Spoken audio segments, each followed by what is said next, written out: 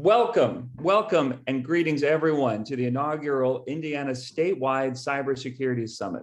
My name is Scott Shackelford, and I have the privilege of being the chair of IU's Cybersecurity Risk Management Program, as well as being the executive director of the Ostrom Workshop and an associate professor of business law and ethics here at IU's Kelley School of Business. Together with our co-organizers, Professor Gene Spafford from Purdue, Joel Rasmus, who's the managing director of the Center for Education and Research and Information Assurance and Security at Purdue, or CERIAS, which is a fantastic conference starting tomorrow, and Professor Feng Li from IUPUI, as well as Professor Warren von Exenbach from the University of Notre Dame's Technology Ethics Center. We hope this gathering will help jumpstart conversations and deepen partnerships between the public and private sectors, civil society, and academia across Indiana and beyond. When we first planned this convening, we didn't imagine that it would be this timely, coming as it is on the heels of so many high-profile data breaches. Cyber attacks, including ransomware threats, are tearing through our communities and disrupting vital services. Hospitals and healthcare facilities across the state, including Eskenazi in Indianapolis, Johnson Memorial in Franklin, and Hancock Regional Hospital in Greenfield, have been targeted and sometimes forced to pay steep ransoms and even divert patients while they're in ambulances. Nationwide, the picture is no brighter. According to the U.S. Treasury Department, more than $400 million was paid in ransoms to cyber attackers in 2020 alone, which was 4 times the 2019 rate. Meanwhile, communities across Indiana continue to suffer, as do small business owners, which struggle to find qualified people to fill cybersecurity positions. Indeed, there are currently more than 2,300 open cybersecurity jobs in Indiana, with nationwide estimates ranging from over 500,000 to more than 3 million. The good news is that Indiana is uniquely situated to make a meaningful contribution to address these worrying cyber threats and trends. We're home to leading life sciences and manufacturing firms that you'll hear from today, with an active Indiana Executive Council on Cybersecurity to help organize our collective efforts. In addition, our state's universities and community colleges have substantial cybersecurity programs and operational capabilities that are both training the next generation of cybersecurity leaders and protecting vulnerable networks every day. Today, we will highlight these capabilities and hope to identify new ways that we can work together, break down silos, and build bridges. The hope is that the summit will grow into an annual event that will rotate around Indiana and provide a regular opportunity to bring together leaders from businesses, government, civil society, and academia. In terms of our agenda for today, we'll begin with a keynote presentation from former Indiana Senator and Director of National Intelligence Dan Coates, followed by a fireside chat moderated by Professor Gene Spafford. Next, the summit will move on to a panel discussion designed to increase cooperation between key stakeholders, featuring cybersecurity thought leaders from industry, as well as a university roundtable that will highlight how Indiana's universities and community colleges are helping to widen Indiana's cybersecurity talent pipeline. The summit will conclude by providing all of you with an opportunity to self-organize into breakout rooms to continue the conversation. These will include a recruiter student lounge, a research collaborations room, a room for capacity building and operational cybersecurity capabilities, as well as one dedicated to lightning talks. Our cybersecurity faculty around the state have worked hard to record quick 5-minute talks that highlight their research and its practical and policy relevance. A special thanks also go to our sponsors, including IU, Purdue, Notre Dame, and the Hewlett Foundation for their support. It's now my honor to introduce IU President Pamela Whitten, whom will offer welcoming remarks and introduce our distinguished keynote speaker, Dan Coates. Pamela Whitten became the 19th president of Indiana University on July 1st. She is the first woman to serve as IU's president in its 201-year history. An accomplished educator and researcher, she's held a variety of leadership roles, beginning at Michigan State University and most recently as president of Kennesaw State University. She's an international research expert and recognized in the field of telemedicine, and President Whitten recently also announced the establishment of the Presidential Diversity Hiring Initiative, which is a $30 million 7-year initiative to accelerate IU's efforts to hire a more diverse mix of faculty, including researchers. It's my honor and pleasure to welcome IU President Pam Whitten. Thank you so much, President Whitten. Thank you. Thank you very much, Professor Shackelford, and happy Cybersecurity Awareness Month, everyone. Although I think we would all agree where we are in the state of the world today, we need Cybersecurity Awareness Day every single day, for all of us. I'm very pleased to welcome so many cybersecurity researchers and practitioners, as well as I know there are a number of business leaders and state policy makers joining us today as well to the inaugural Indiana Statewide Cybersecurity Summit. So please know that we recognize that your presence here today really is indicative of your willingness and desire to learn more about the most difficult cybersecurity problems facing our state and really our nation, and to collaborate with partners in Indiana and beyond so that we can get in front of these very significant challenges. So, addressing the complex challenges of cybersecurity in Indiana and really across our interconnected world, it requires teamwork. It requires collaboration and it requires partnership. So just last week, for example, the White House held a series of virtual meetings with representatives from more than 30 countries that focused on fighting back against the barrage of ransomware attacks that represent really a serious threat to our nation, to our national security of the US, and of course, obviously to nations around the globe as well. We know that universities and community colleges across the state of Indiana are engaged in path-breaking research and really serve as home to robust operational capabilities that we know can help identify, prevent, and mitigate the kinds of attacks Professor Shackelford just described, and to the process and to help safeguard small businesses and really all of our communities. And so we're really quite honored. IU is really quite honored to partner with Purdue University and Notre Dame in this joint effort, two universities that are, of course, global leaders in cybersecurity research and education. And we feel very fortunate to have in our state. From Purdue's path-breaking Center for Education and Research in Information Assurance and Security, known, of course, as Sirius with a C, which is hosting its own annual gathering starting tomorrow, as was mentioned earlier. Which I encourage all of you to attend if you possibly can. It'll be quite worthwhile.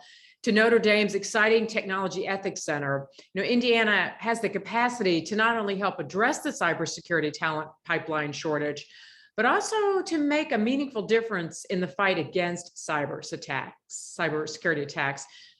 Now, cybersecurity at IU is something that we take very seriously, and if you'll indulge me for just a moment, I've only been with the university for about 3.5 months, but as I learn more and more about our own strategic plans and priority placed on cybersecurity, I'd like to just share some of that with you in terms of what's going on at Indiana University. So we are also a leader in cybersecurity innovation and in applied interdisciplinary cybersecurity education that we do very intentionally to prepare our own graduates to tackle really a wide range of emerging threats.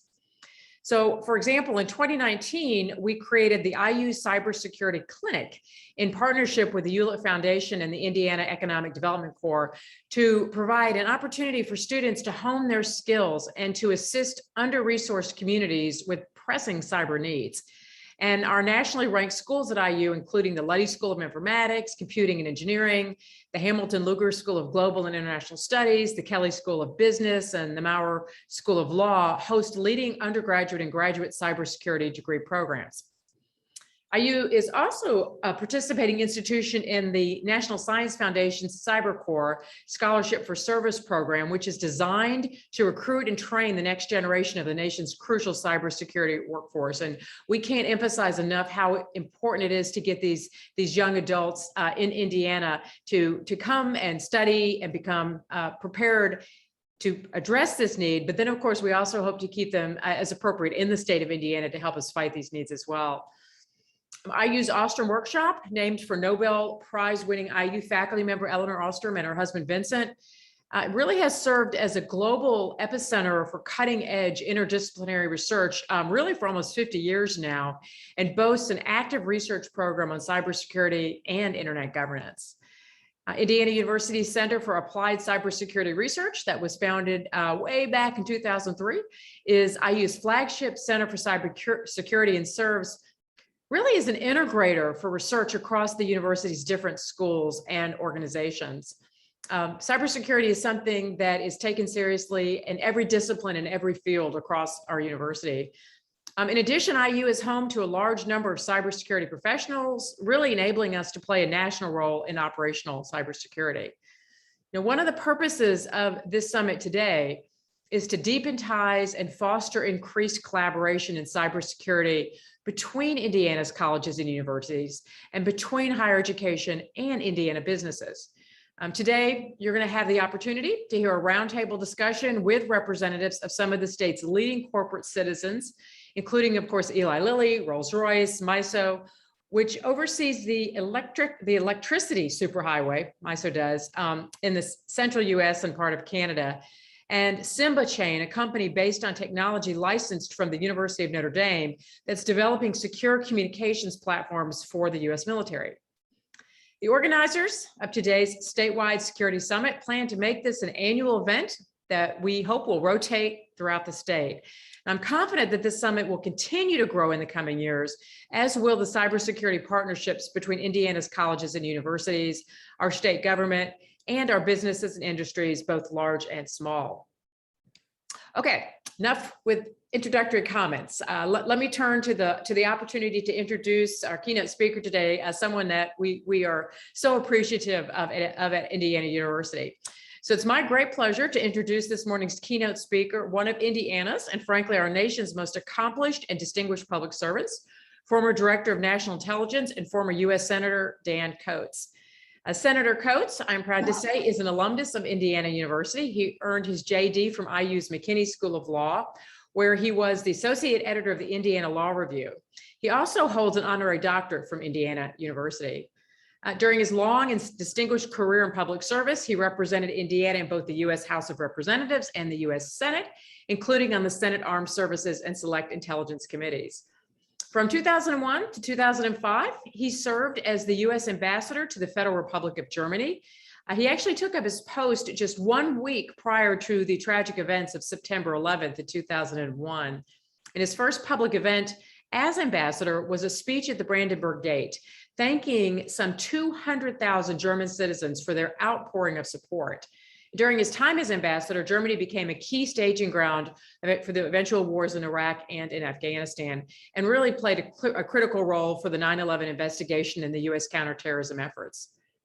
As the nation's Director of National Intelligence from 2017 to 2019, he headed the 17-member U.S. intelligence community, directed and oversaw the National Intelligence Program, and advised the President and the executive offices of the National Security Council and Homeland Security Council about intelligence matters related to national security.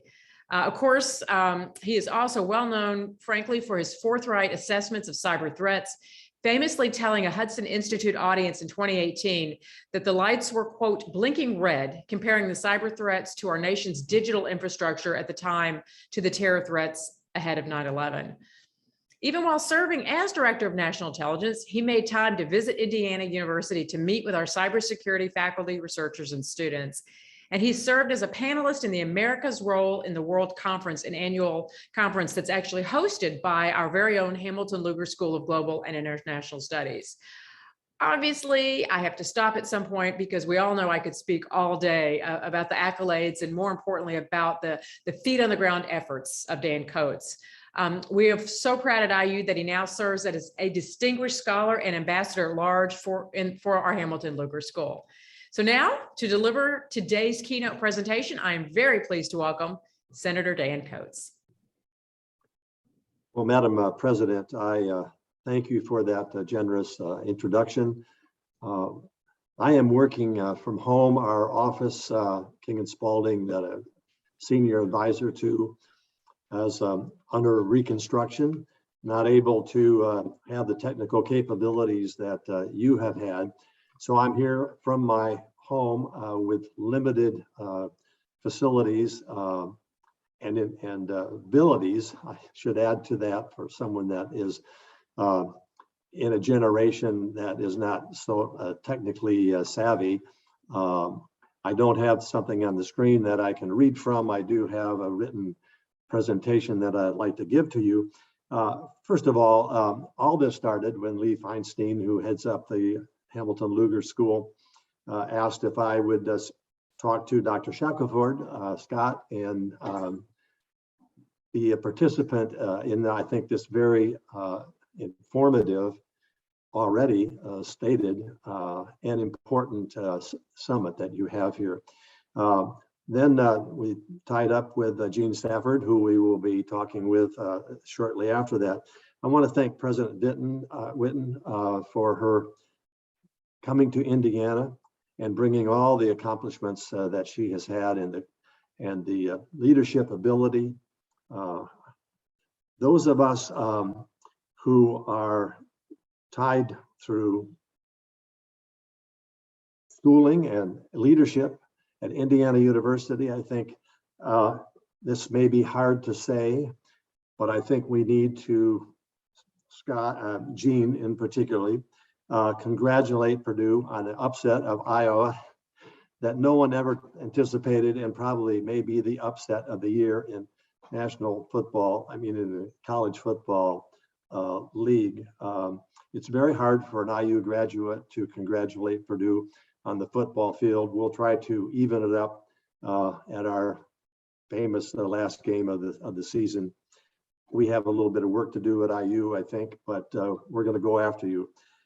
So I just wanted to say that from an IU grad, as hard as it is, congratulations, Purdue, on that great win. Now let's turn to something, obviously football is a priority for college students and those of us who have graduated, but this is far less than what we need to talk about today in terms of where we're going in this country and how we're going to get there. So I will be reading from a written presentation that I have here. I hope you can bear with me. Some of the things that have already been said are incorporated in this, but I'll try to do the best that I can, given my limitations on the technical capabilities we have here. It is a pleasure for me to begin your discussions about cybersecurity, which I believe, and many believe, is the most important subject of our age. History will certainly judge this as a very dangerous moment for all of us, when our maximum focus, energy, creativity, and courage will be required. It does not detract at all from this gathering or your purpose to note that many groups of experts and stakeholders are holding such conferences all over the world, all searching for an effective response to this growing threat. In my view, it will take all of us together in government, private industry, the international community, the scientific community, state and private universities, academia, agencies, all working together, regular citizens with laptops on the sofa and smartphones in their pockets, to come together to find solutions that will keep us secure. First, I'd like to talk a little bit about the scale of the problem we face and how it's likely to grow. And I think in the past few days, clearly we have seen how this is just running away from us.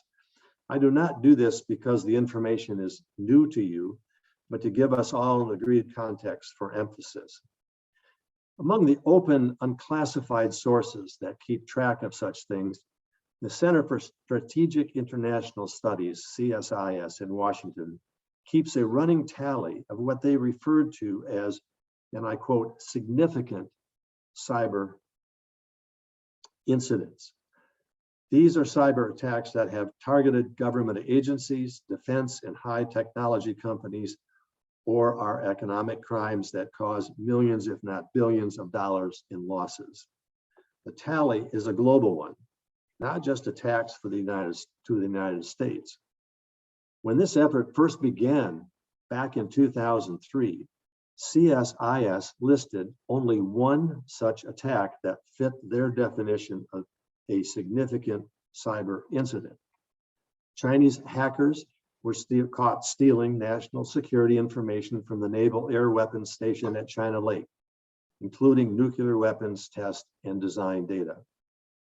In 2005, CSIS listed 2 attacks, both of Chinese origin. In 2006, there were 5. In 2007, there were 13. In 2008, there were 20.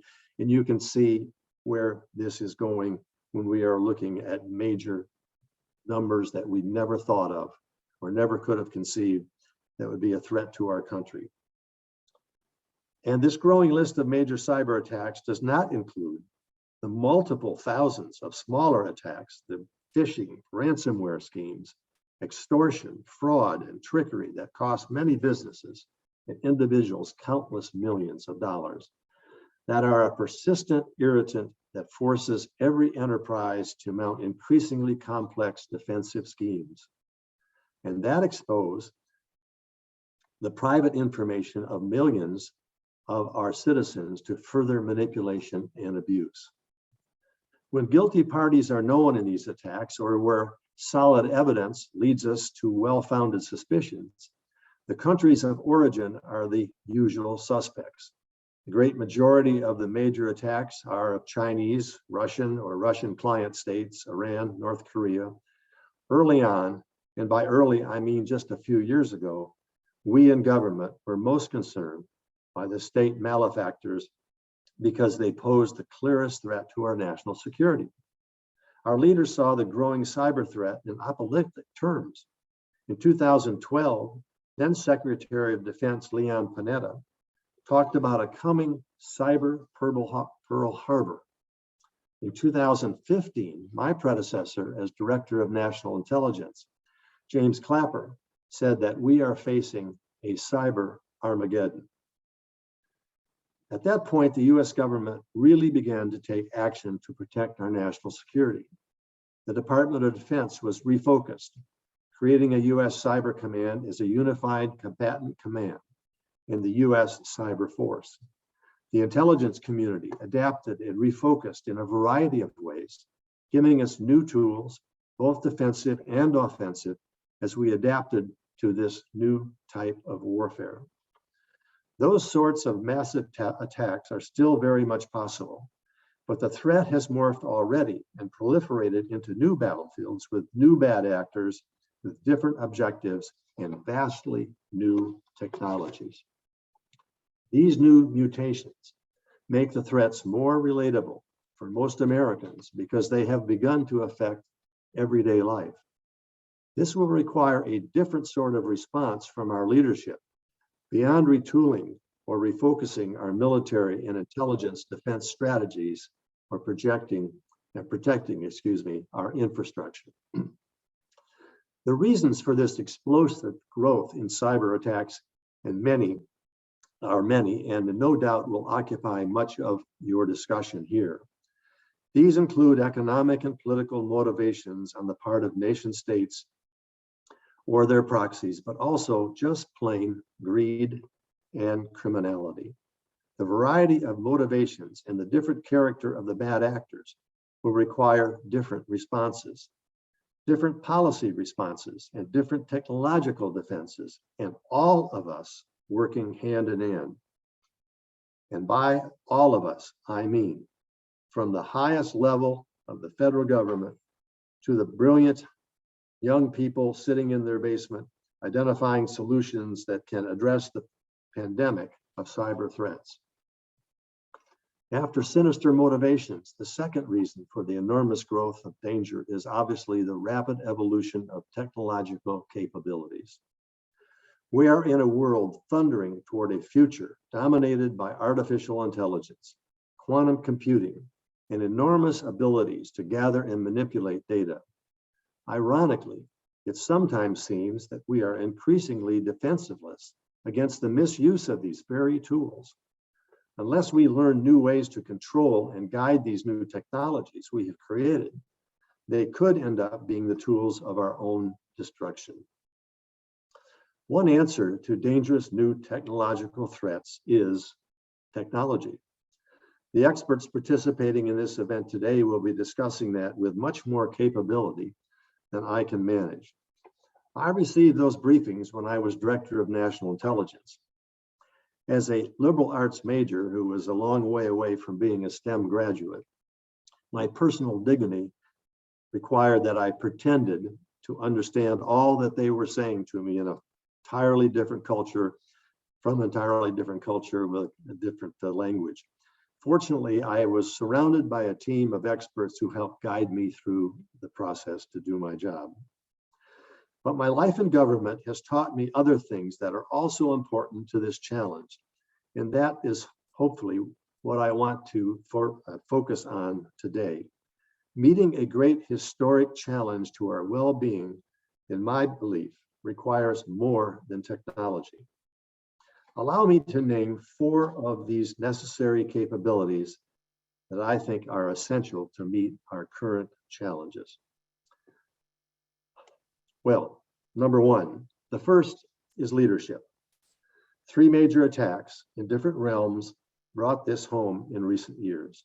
The first was Russia's attacks on our own democracy in 2016 and their attempts in 2018, which demonstrated how powerful state actors can strike at the heart of our society and political system.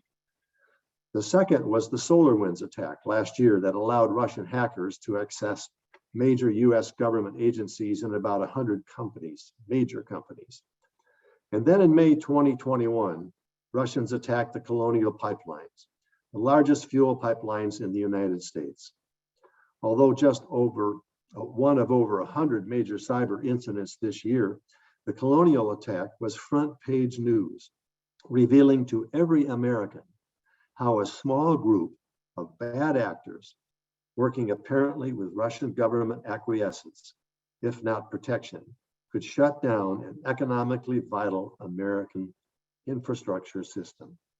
If the Colonial Pipeline attack had been executed in January, it would have had a catastrophic impact in the Northeast or the north coast of our country, given low temperatures and without gas, without abilities to function at all. The lesson we all took was that all systems are similarly vulnerable. These attacks were not Armageddon or Pearl Harbor, but in meaningful ways, they revealed a different kind of apocalypse and a requirement for a different sort of leadership. The Biden administration has announced important steps to modernize federal government security and improve our defenses, especially for our critical infrastructure. These announced intentions must be carefully monitored by all of you who are stakeholders in this effort. The White House brought together private sector leaders from high technology companies and used the gathering as a backdrop to declare that, and I quote, "Cybersecurity is a national security and economic security imperative," and they are prioritizing and elevating cybersecurity like never before. Although effective leadership may begin with executive orders and announcements, follow through and focus are essential for success. That is especially true when we see many urgent matters demanding higher priority at this point in time from the administration, and when its constituencies, public and congressional, are competing for attention and resources. Effective leaders have to find a way to prioritize the most important challenges to our public, our national defense and public security. Leadership also doesn't mean appointing a czar to coordinate efforts and then waiting for the private sector to do the job. In this case, the czar now is Inglis, recently appointed as President Biden's new cyber director inside the White House. He has been tasked with coordinating federal agencies' disparate work on cyber issues across the board. Chris was deputy director of the National Security Agency. He knows the subject well, and I know him well, and I know he will do an excellent job. Joined by Neuberger, Deputy National Security Advisor for Cyber and Emerging Technology, if I was asked to name 2 people to put in place leadership activities dealing with this challenge that we have, my first two, Mary, can you get? Oh, it's no problem. And just while we're waiting for Senator Coates to return, I'll just remind folks of just a few items. First off, we will be using the Q&A feature in this Zoom webinar in just a few minutes when we turn to Q&A. moderated by Professor Gene Spafford during that fireside chat. So I've noticed a few questions already going up in the Q&A box there. So please have at it, okay? And we promise to get to as many of your questions as we possibly can. We're also going to be making use of a few snap polls to make this a bit more interactive and fun and engaging, hopefully. So you can expect the first of those snap polls about the cyber threats facing Indiana coming up here right after the first virtual keynote presentation concludes. And then we'll have another one before our talent pipeline roundtable. So that's coming up as well. And then after that, remember, we will be taking a little bit of a break at right around 2:15 before we open up those breakout rooms. So it's a long Zoom session. Fatigue does set in. I've been there as well. So if you wanted to, if you need to go to other commitments, come back. Just remember that we will have those breakout rooms open. And recall, they are separate connection instructions, since that's going to be a different feature of Zoom, not a webinar, but just regular Zoom breakout rooms. Those are beginning at 2:25 this afternoon, with those 4 different rooms open, and we'll have facilitators assigned to each one. And we will also be putting up all the different resources that we're assembling throughout this symposium in partnership with the Indiana ISAC, Information Sharing and Analysis Center, up. So you'll be able to access the lightning talks, you'll be able to access a recording of today, etc. That's coming up soon. So just a few bookkeeping items there. And then, of course, we'll be opening up the chat as well, especially after we move on from this first keynote. So if you have questions, or if you wanted to, start a discussion in the chat, that's always a fun way to engage. You can share, information, private message one another as well. Of course, that functionality, just know, will be coming on between the sessions here after we finish this first keynote. So there we have it. And of course, and I think I speak on behalf of all of our co-conveners today, including Spaff, of course, and Warren and Feng, among so many others. So please, if you have suggestions, this is an experiment, right? But again, an experiment that we hope to repeat. So if you have suggestions after you've looked at the agenda, etc., on ways that we can continue to improve this offering in subsequent iterations. Hopefully, of course, it'll be in person next year. That always helps. We're all ears for that too. And I'm sure Senator Coates will be returning momentarily. We've been there. I had to deal with an unexpected nosebleed as well before too long.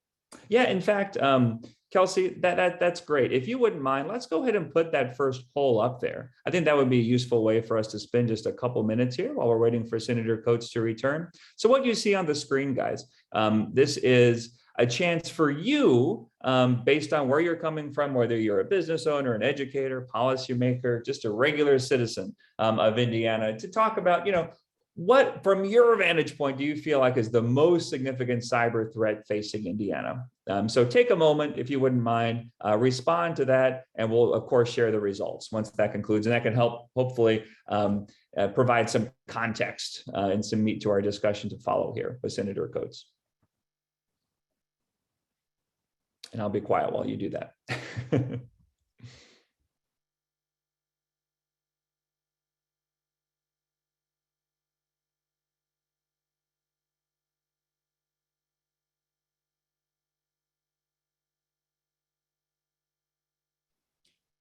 Dr. Shackelford.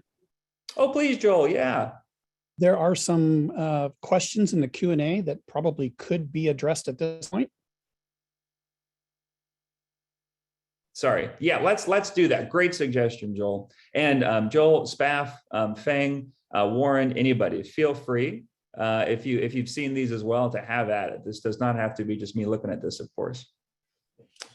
So I'll take this first one. Oh, Joel, please. Yeah, go for it. There was one question that asked that if this, since it is being recorded, if it will be posted anywhere. It will indeed. The center that Scott runs at IU will have a link to this, as well Sirius will have a link to the full proceedings recordings. Absolutely. Yes. So this, yes, indeed, it will live on after the fact here. That's exactly right. One benefit of doing it all on Zoom. I'm just looking through here as well. There might have been a suggestion perhaps about the closed captioning. If that's right, I'm sure we can turn that on, or I think you're able to, correct me if I'm wrong, or Kelsey or others from IU conferences, feel free to weigh in the chat there as well with instructions about, how to make sure that closed caption, is enabled if they need that. I think you can do it from the user side, but I could be mistaken about that. Maybe we need to tweak a setting. It is enabled. It is enabled on the Great. bottom right. Great. Attendees can click live transcription. Excellent. Thank you so much for that, Joel and Kelsey. You're unmuted. You can talk. And I'm back. I welcome back, apologize Senator. for that. Oh, no apologies necessary. That's something that's never happened, and hopefully it's a one-off. I think I can go on here. I think where I was at the point was, there we go. I think I was at the point where I said if I had to name two people who could do a top job in addressing this and putting together from the leadership proportion and from the government, it would be Chris Inglis and Neuberger.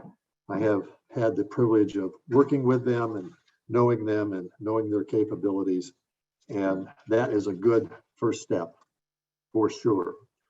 But we can agree that coordinating the public-private partnership to make real tangible progress toward effectively countering these many threats is going to be difficult. The usual problems of coordination will arise: resources, time, conflicting agendas, different goals and strategies, but the politics of the effort will be especially complicated, as I will discuss shortly. Chris Inglis will not be on his own in terms of having the horsepower he would like. There's some limitations here. The Biden administration has determined that some things should fall under the National Security Council through the National Security Advisor, rather through someone from coming on the outside, but yet working on cyber. But I'm sure that these two people can work together and get the attention of the stakeholders and the American people and do that job. Now, that's the leadership issue, and that comes straight down from the president through the agencies and the managing of this whole process. Secondly, though, I want to say what is essential, what is needed is a co-equal party in this effort, and that is the private sector. We have said that since New England factories were vital to saving the Union from destruction in the Civil War, it was true when the government used extraordinary powers to direct American industrial might to defeat two empires at once in less than 4 years in the Second World War. The creativity and energy of American businesses have always been the bedrock of American strength and prosperity. By private sector, I do not mean American businesses only. It also means academia and research institutions, which many of you represent. One of your stated objectives here is to deepen the research ties among Indiana's universities and community colleges in the field of cybersecurity, leading to new collaborations. That effort must be multiplied many times across the country too, in combination with the rest of our private sector. In this technological struggle, in particular, we know that the scientific breakthroughs and technological innovations of our best minds are our greatest strength. We know that because our adversaries have been fueling their own high-tech progress by stealing our stuff. These creators of ours, science and business, have been brought together and nurtured in corporate powerhouses, big and small. As a partner, government must do everything possible to make sure this energy is encouraged and coordinated, unfettered by unnecessary regulation. Government and private industry together need a shared understanding of the threat we face and a shared vision of how to address it. The Biden administration seems to have recognized this need for partnership, at least in words, if not in effective action. I hope that their highly publicized outreach to the private sector proves to be more than just a backdrop for such pronouncements. This kind of White House event is a main artery of political life, so we shouldn't discount it as meaningless. But again, we must all pay attention to the follow-up details. Will the administration lead effectively on this issue? And will the private sector be used and respected as vital partners in the endeavor? I certainly hope so, because it is essential. Without it, without this coordination and collaboration, we will not succeed. The third point I want to make is we can't forget the congressional role. That means oversight and attention, appropriations, and frankly, getting out of the way when it's the best course. During my second time in the Senate from 2010 until 2016, I was involved in bipartisan efforts to identify critical infrastructure vulnerabilities and opportunities to create public-private partnerships to address them effectively. Those efforts, unfortunately, faced political opposition at a time when the dangers were not yet as obvious to many as they are now. Today, Congress appears to be seized with the cybersecurity subject, to the extent its attention can be diverted from the political, budgetary, or debt crisis of the moment. Numerous bills have been introduced, especially after the wake-up call of the Colonial Pipelines attack. Some are intended to strengthen and refocus government agencies devoted to cybersecurity. Others propose to direct appropriations to government at many levels to help with their cybersecurity efforts. Bills focused on the threat posed by China include attention to its effort to achieve technological superiority, partly through theft as a byproduct of cyber attacks, and craft ways to use the private sector as a partner to counter those threats. In customary congressional overreach, though, some new legislation imposes new tasks on private industry with the excuse of forcing better coordination. Having been there, I can confirm that the legislative process is messy and unfortunately will continue to be. Without dissecting legislation here or guessing about its prospects, we can agree that congressional interest is essential if combined government private sector efforts are to be effective. Federal organizations need funding, agencies need guidance and oversight, and hearings can give the public the information and reassurance they need. We all need to know that our government is doing everything possible to protect us from these attacks. China is determined to technologically dominate the West by developing or stealing the most advanced innovations. This technological contest is the defining struggle of our age. In this battle, our biggest high technology firms are our strongest asset. Without weakening the American entrepreneurial system of innovation that made such successes possible, we must protect them from unwise attacks. We can do both. We can both encourage and nurture new American businesses and institutions, like those of you here today are doing. Finding important new innovations to protect powerful creators we already have. And fourth and last is diplomacy. We must see clearly that both the threat and an effective response to it are international in scope. I have been talking about government leadership, private sector partnership, and congressional action, all in a domestic context. But international consensus and effort are just as important. This means, first, reaching agreement among our friends about how to grow our defenses. That includes complicated issues like data sharing, technological standards and norms, navigating issues of healthy competition while avoiding unnecessary conflict, innovation, intellectual property, and complex taxation issues. In some way, this is all a new or newly evolved realm for public-private partnerships. The interests of American businesses, including institutions and academia, have always been an important component of American diplomatic engagement. But where those interests intersect with American security interests, the partnership attains greater urgency. The role of diplomacy in responding to cyber threats also includes agreement on how to respond to transgressions, cyber criminals, and state actors and state sponsors of proxy malefactors. These are cross-border crimes that will require border responses, both by law enforcement entities around the globe and by government determined to respond to such behavior.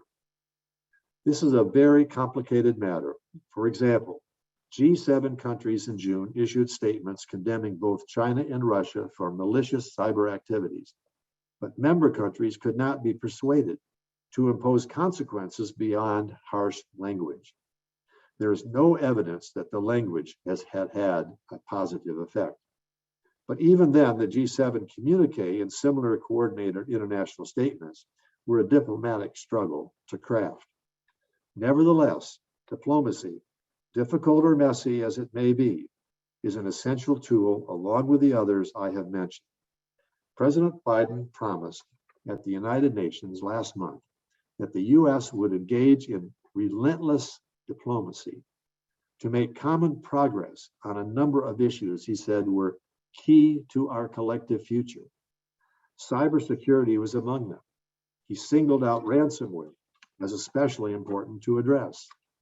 As you know, just last week, the House convened a two-day session involving 30 countries, focused especially on the ransomware threat. What once was seen as a criminal nuisance not so long ago, now is seen as a matter of national and international security. Russia was not invited to this setting, nor were China, Iran, and North Korea. We can only hope that this meeting is just the beginning of a genuine international cooperation to confront the threat and define ways to protect ourselves. That must include collective ways to respond to these criminals and to get countries like Russia to take effective action against their own bad actors.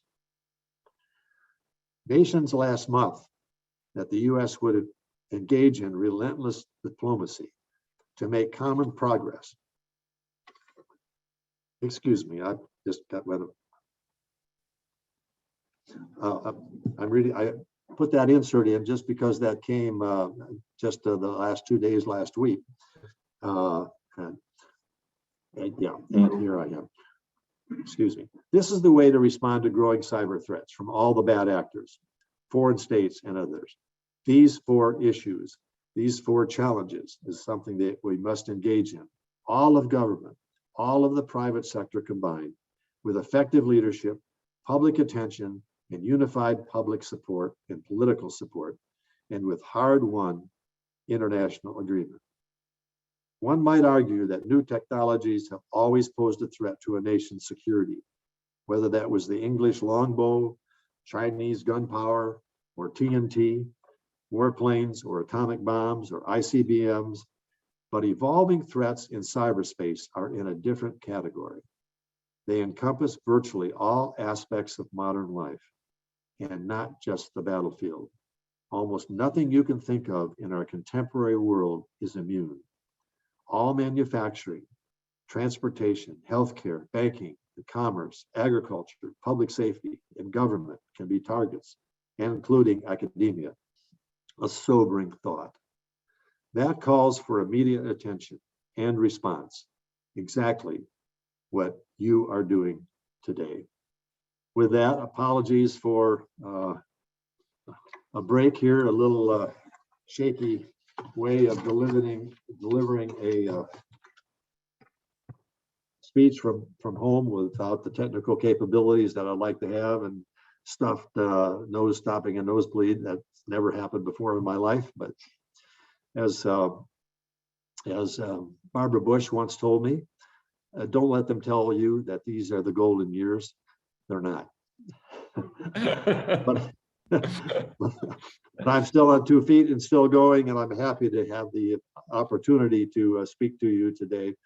And I know we're going to have some time here to do questions and answers, and I thank you for your patience in listening to my remarks.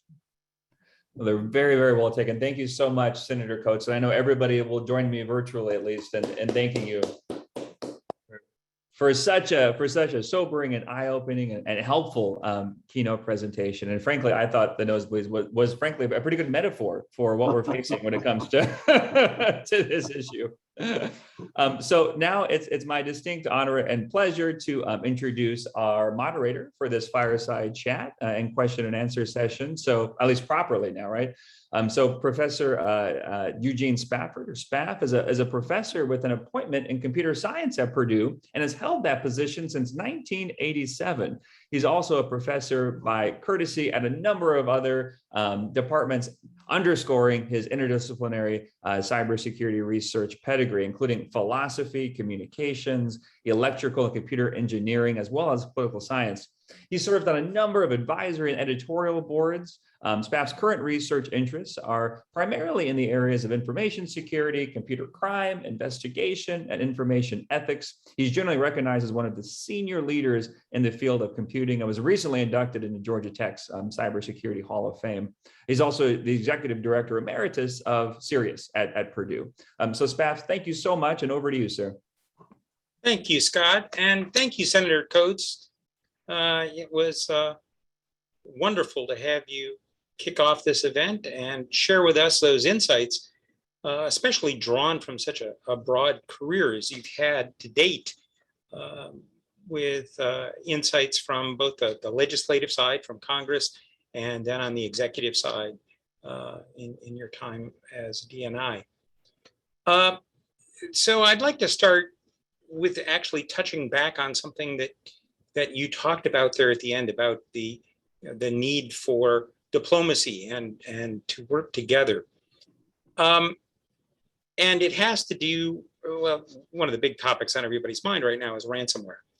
The Financial Crime Enforcement Network just recently put out a report that said that they believe more than $5.2 billion has been paid by US industry to ransomware operators outside the US. That's a huge amount. Many of these individuals are operating out of countries that shield them, as you noted. North Korea is one example, Russia is another example that have been often talked about. Is diplomacy going to be enough? How do we apply pressure here to get them to rein in some of these bad actors? Do you have any insights? Well, you hit the nail on the head, Spaff. I notice you're smiling because of the victory on the football field. We need a victory on the cyber field, and we're not going to get that victory by playing defense. I use the football as an analogy that the thing I hated most about football games was preventive defense. Preventive defense usually wound up as a field goal kick to win the last seconds of the game by the other team. We cannot just solve this problem by building walls and protecting our defenses. We have to take the offense. Now, this is a major challenge here for our nation. We need a policy that identifies and gives us what we think we need to do from an offensive standpoint. Now, of course, the stand-up of Cyber Command, the capabilities that we have that come out of NSA, and perhaps adding CIA and other agencies, but coordination with our partnerships with other countries, and getting on board, all of us on the same way, and committing to not just words, to not just diplomacy, committing to the 4 things that I mentioned and perhaps many more, is absolutely essential. That takes starting top leadership, and the top leadership must come from the United States, because we are looking at adversaries here who are just draining us dry, and our allies. We need to form a commitment that would not only use and share information in terms of how we stop these things from happening to us from a defensive standpoint, to making sure that we have offenses in place that we can get into their systems by any number of ways. We have capabilities through cyber. this doesn't rise to the level of conflict in war, but there is a hybrid way here, I think, that we can use to get into these systems. We need to leverage through diplomacy. We need to leverage through a number of ways with our adversaries who are doing this, but they are not going to stop. And this is not going to be solved unless we take action, and that action is broadcast and people start to fear, if I get into this business, they're coming after me. And they're coming after me over cyber. They're coming after me in many different ways that I can't, for classified reasons, have means by which we can get the actors. And when the news starts coming out that we have found ways to, you go after us, we're going after you, and we do it. In my opinion, I'm sort of hard-nosed on this particular issue here because I think we've been playing far too much defense and not enough offense. One of the things that's been talked about in various circles along these lines, because much of what government does is often not visible to those of us in the public sphere, is the idea of allowing organizations, businesses to hack back, to have the ability to go after the ones who are taking their intellectual property or stealing their financial information. From your experience, again, across in multiple roles in government, how do you see that kind of discussion? Well, I think that it is a necessary continuing discussion between the public sector and the private sector, because once again, I say all of us have to be engaged in this, and the private sector has means by which they can provide both support to our efforts from the public side of the game, but also some abilities to hopefully, in coordination with our leadership in Washington, I hope that we can find ways that we can use their capabilities in terms of dealing with this ransomware, getting into their systems, imposing serious consequences to those that we can identify that have caused all this problem. I believe this is going to take a new doctrine that has to be built and put together at the national level, but also in coordination with foreign entities and coordination with the private sector. This is not going to be easy, but the range of things that are happening right now, and it's almost like a cyber pandemic attacks against not just the United States, but against a number of countries around the world. One of the problems here is that we have such an open network and an open society. We have many victims who are small organizations, nonprofits in particular, hospitals, town governments. They don't have the budget or the expertise to really protect their systems. And on an international scale, we have a number of countries that don't really have the resources or the budgets, and they're also being victimized. Is there a way beyond simple diplomacy that we can better marshal our defenses, thinking in terms of Indiana companies, or as was mentioned by Scott earlier, like some of the local hospitals? How can we really mobilize defenses for all those organizations in this context without closing down some of the openness that we're known for? Well, that has always been a difficult issue that we've had to deal with, protecting our privacy and our independence, but also providing for our security, which often requires the engagement of local law enforcement as well as federal and state law enforcement. So that's why I suggested that it's all together. This has risen to the point where this is a threat to our country as a whole and other countries as a whole. Now, we can provide support and we can provide funds for other countries that are joining with us in doing this, I think, because obviously many of them don't have the capabilities that we now have. But until we realize that, this essentially is a cyber war.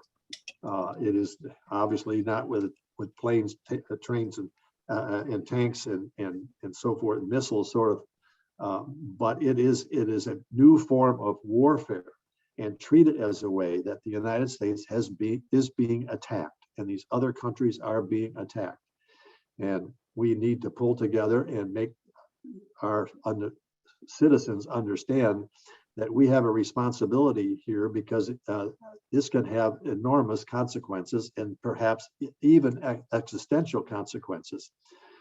Just you can lay in bed at night and think about the ways in which through cyber this country can be demobilized, it can be distraught and hit with something that potentially could lead to conflict. None of us want that to happen. But putting together a doctrine that involves all 50 states, all 50 state governors, all 50 state working not only at the local and state level, but with the federal level.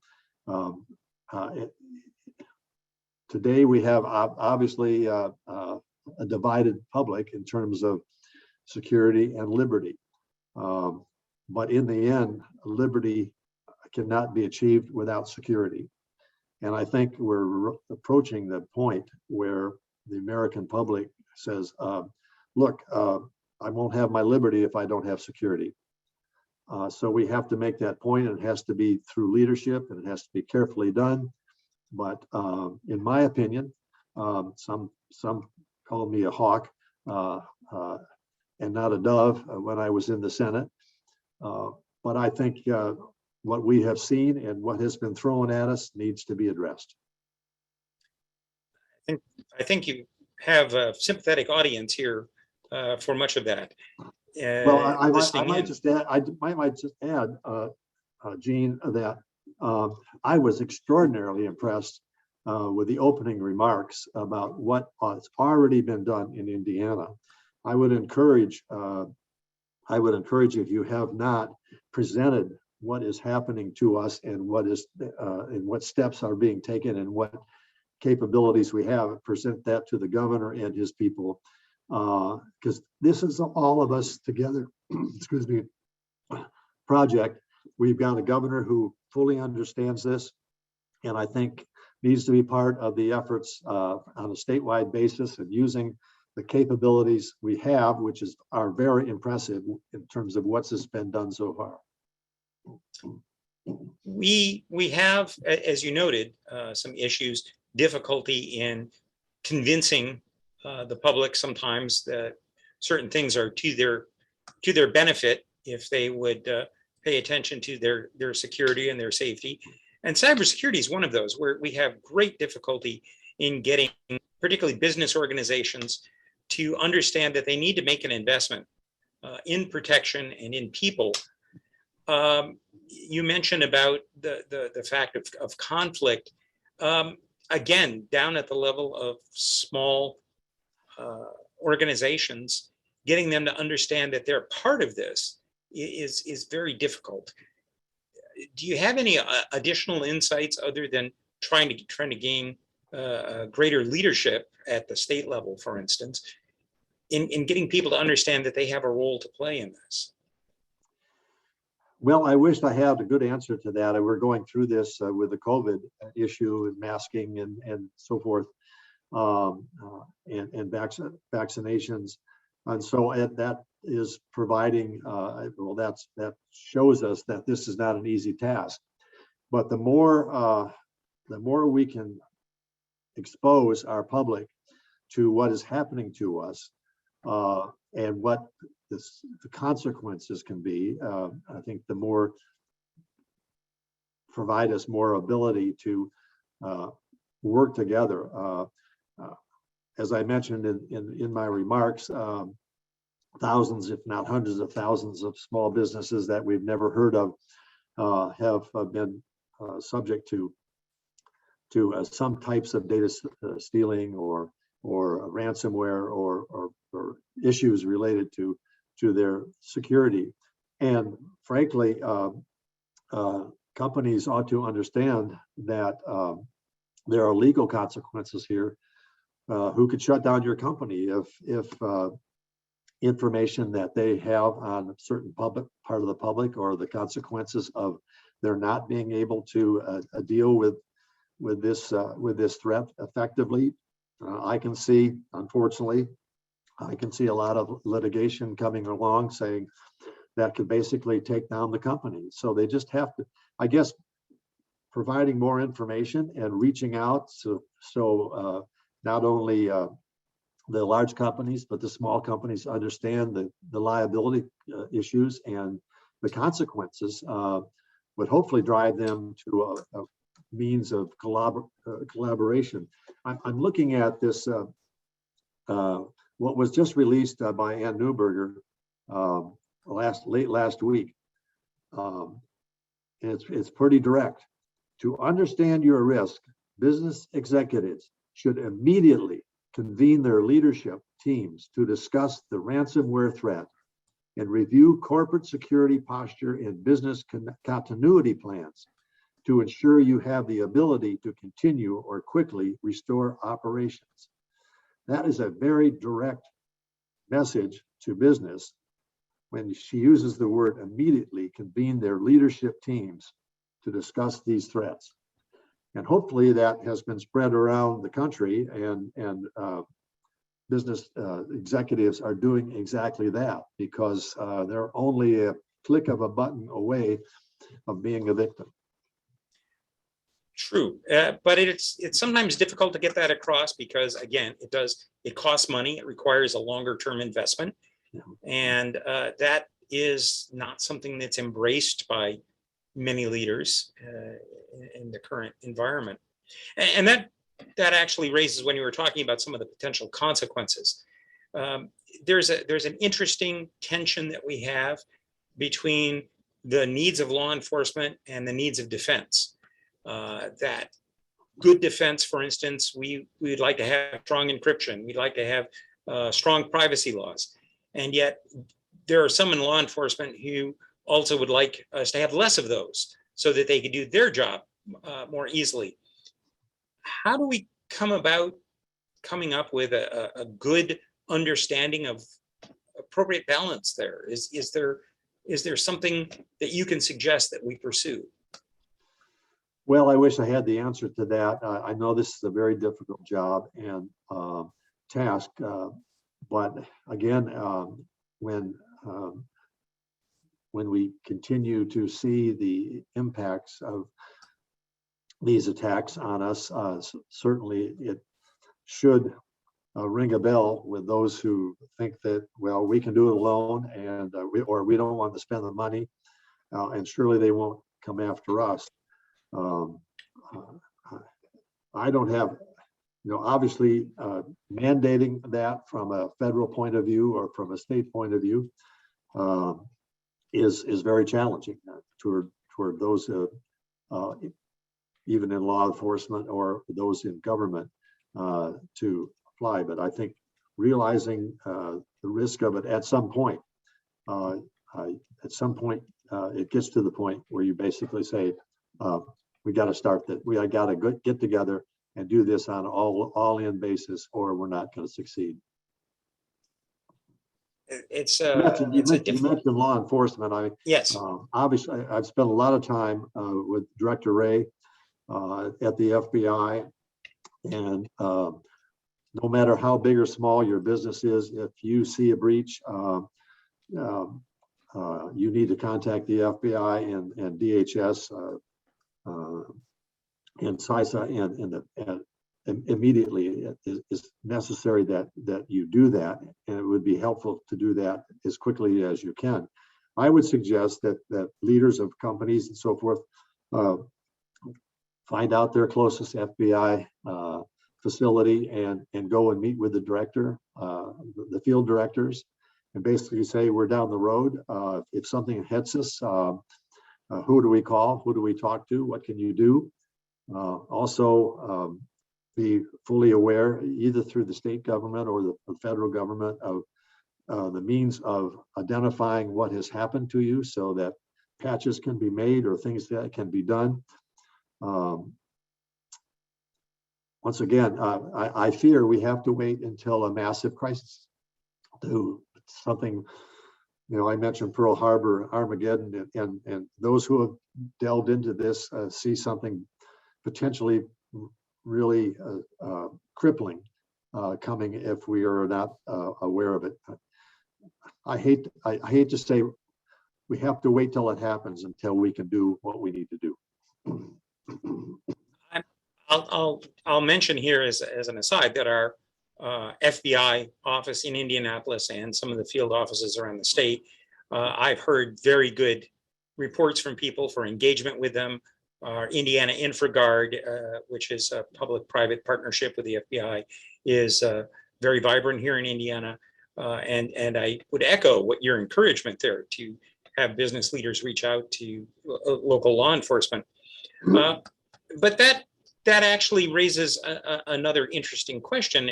We have this gray area, really, that these penetrations of systems where information is stolen or intellectual property is stolen is criminal. We have laws on that.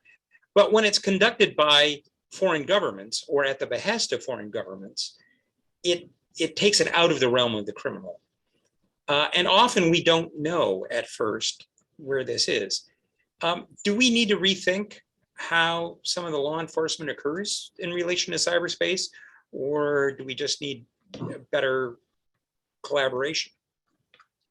Well, we do need better collaboration, but I do think when I mentioned that there almost needs to be a new doctrine in terms of how we are going to pursue this, particularly with our allies and friends internationally, but also with our state governments and others, and coordinating with private business. It's a dicey thing to do, but I do think that it's risen to the point where we absolutely have to start thinking outside the box and not doing what we have done before, thinking that's going to solve the problem. We just have to see this as aggressive need to be taken if we're going to put a stop to this, or put up at least prevent the rash of what's happening today.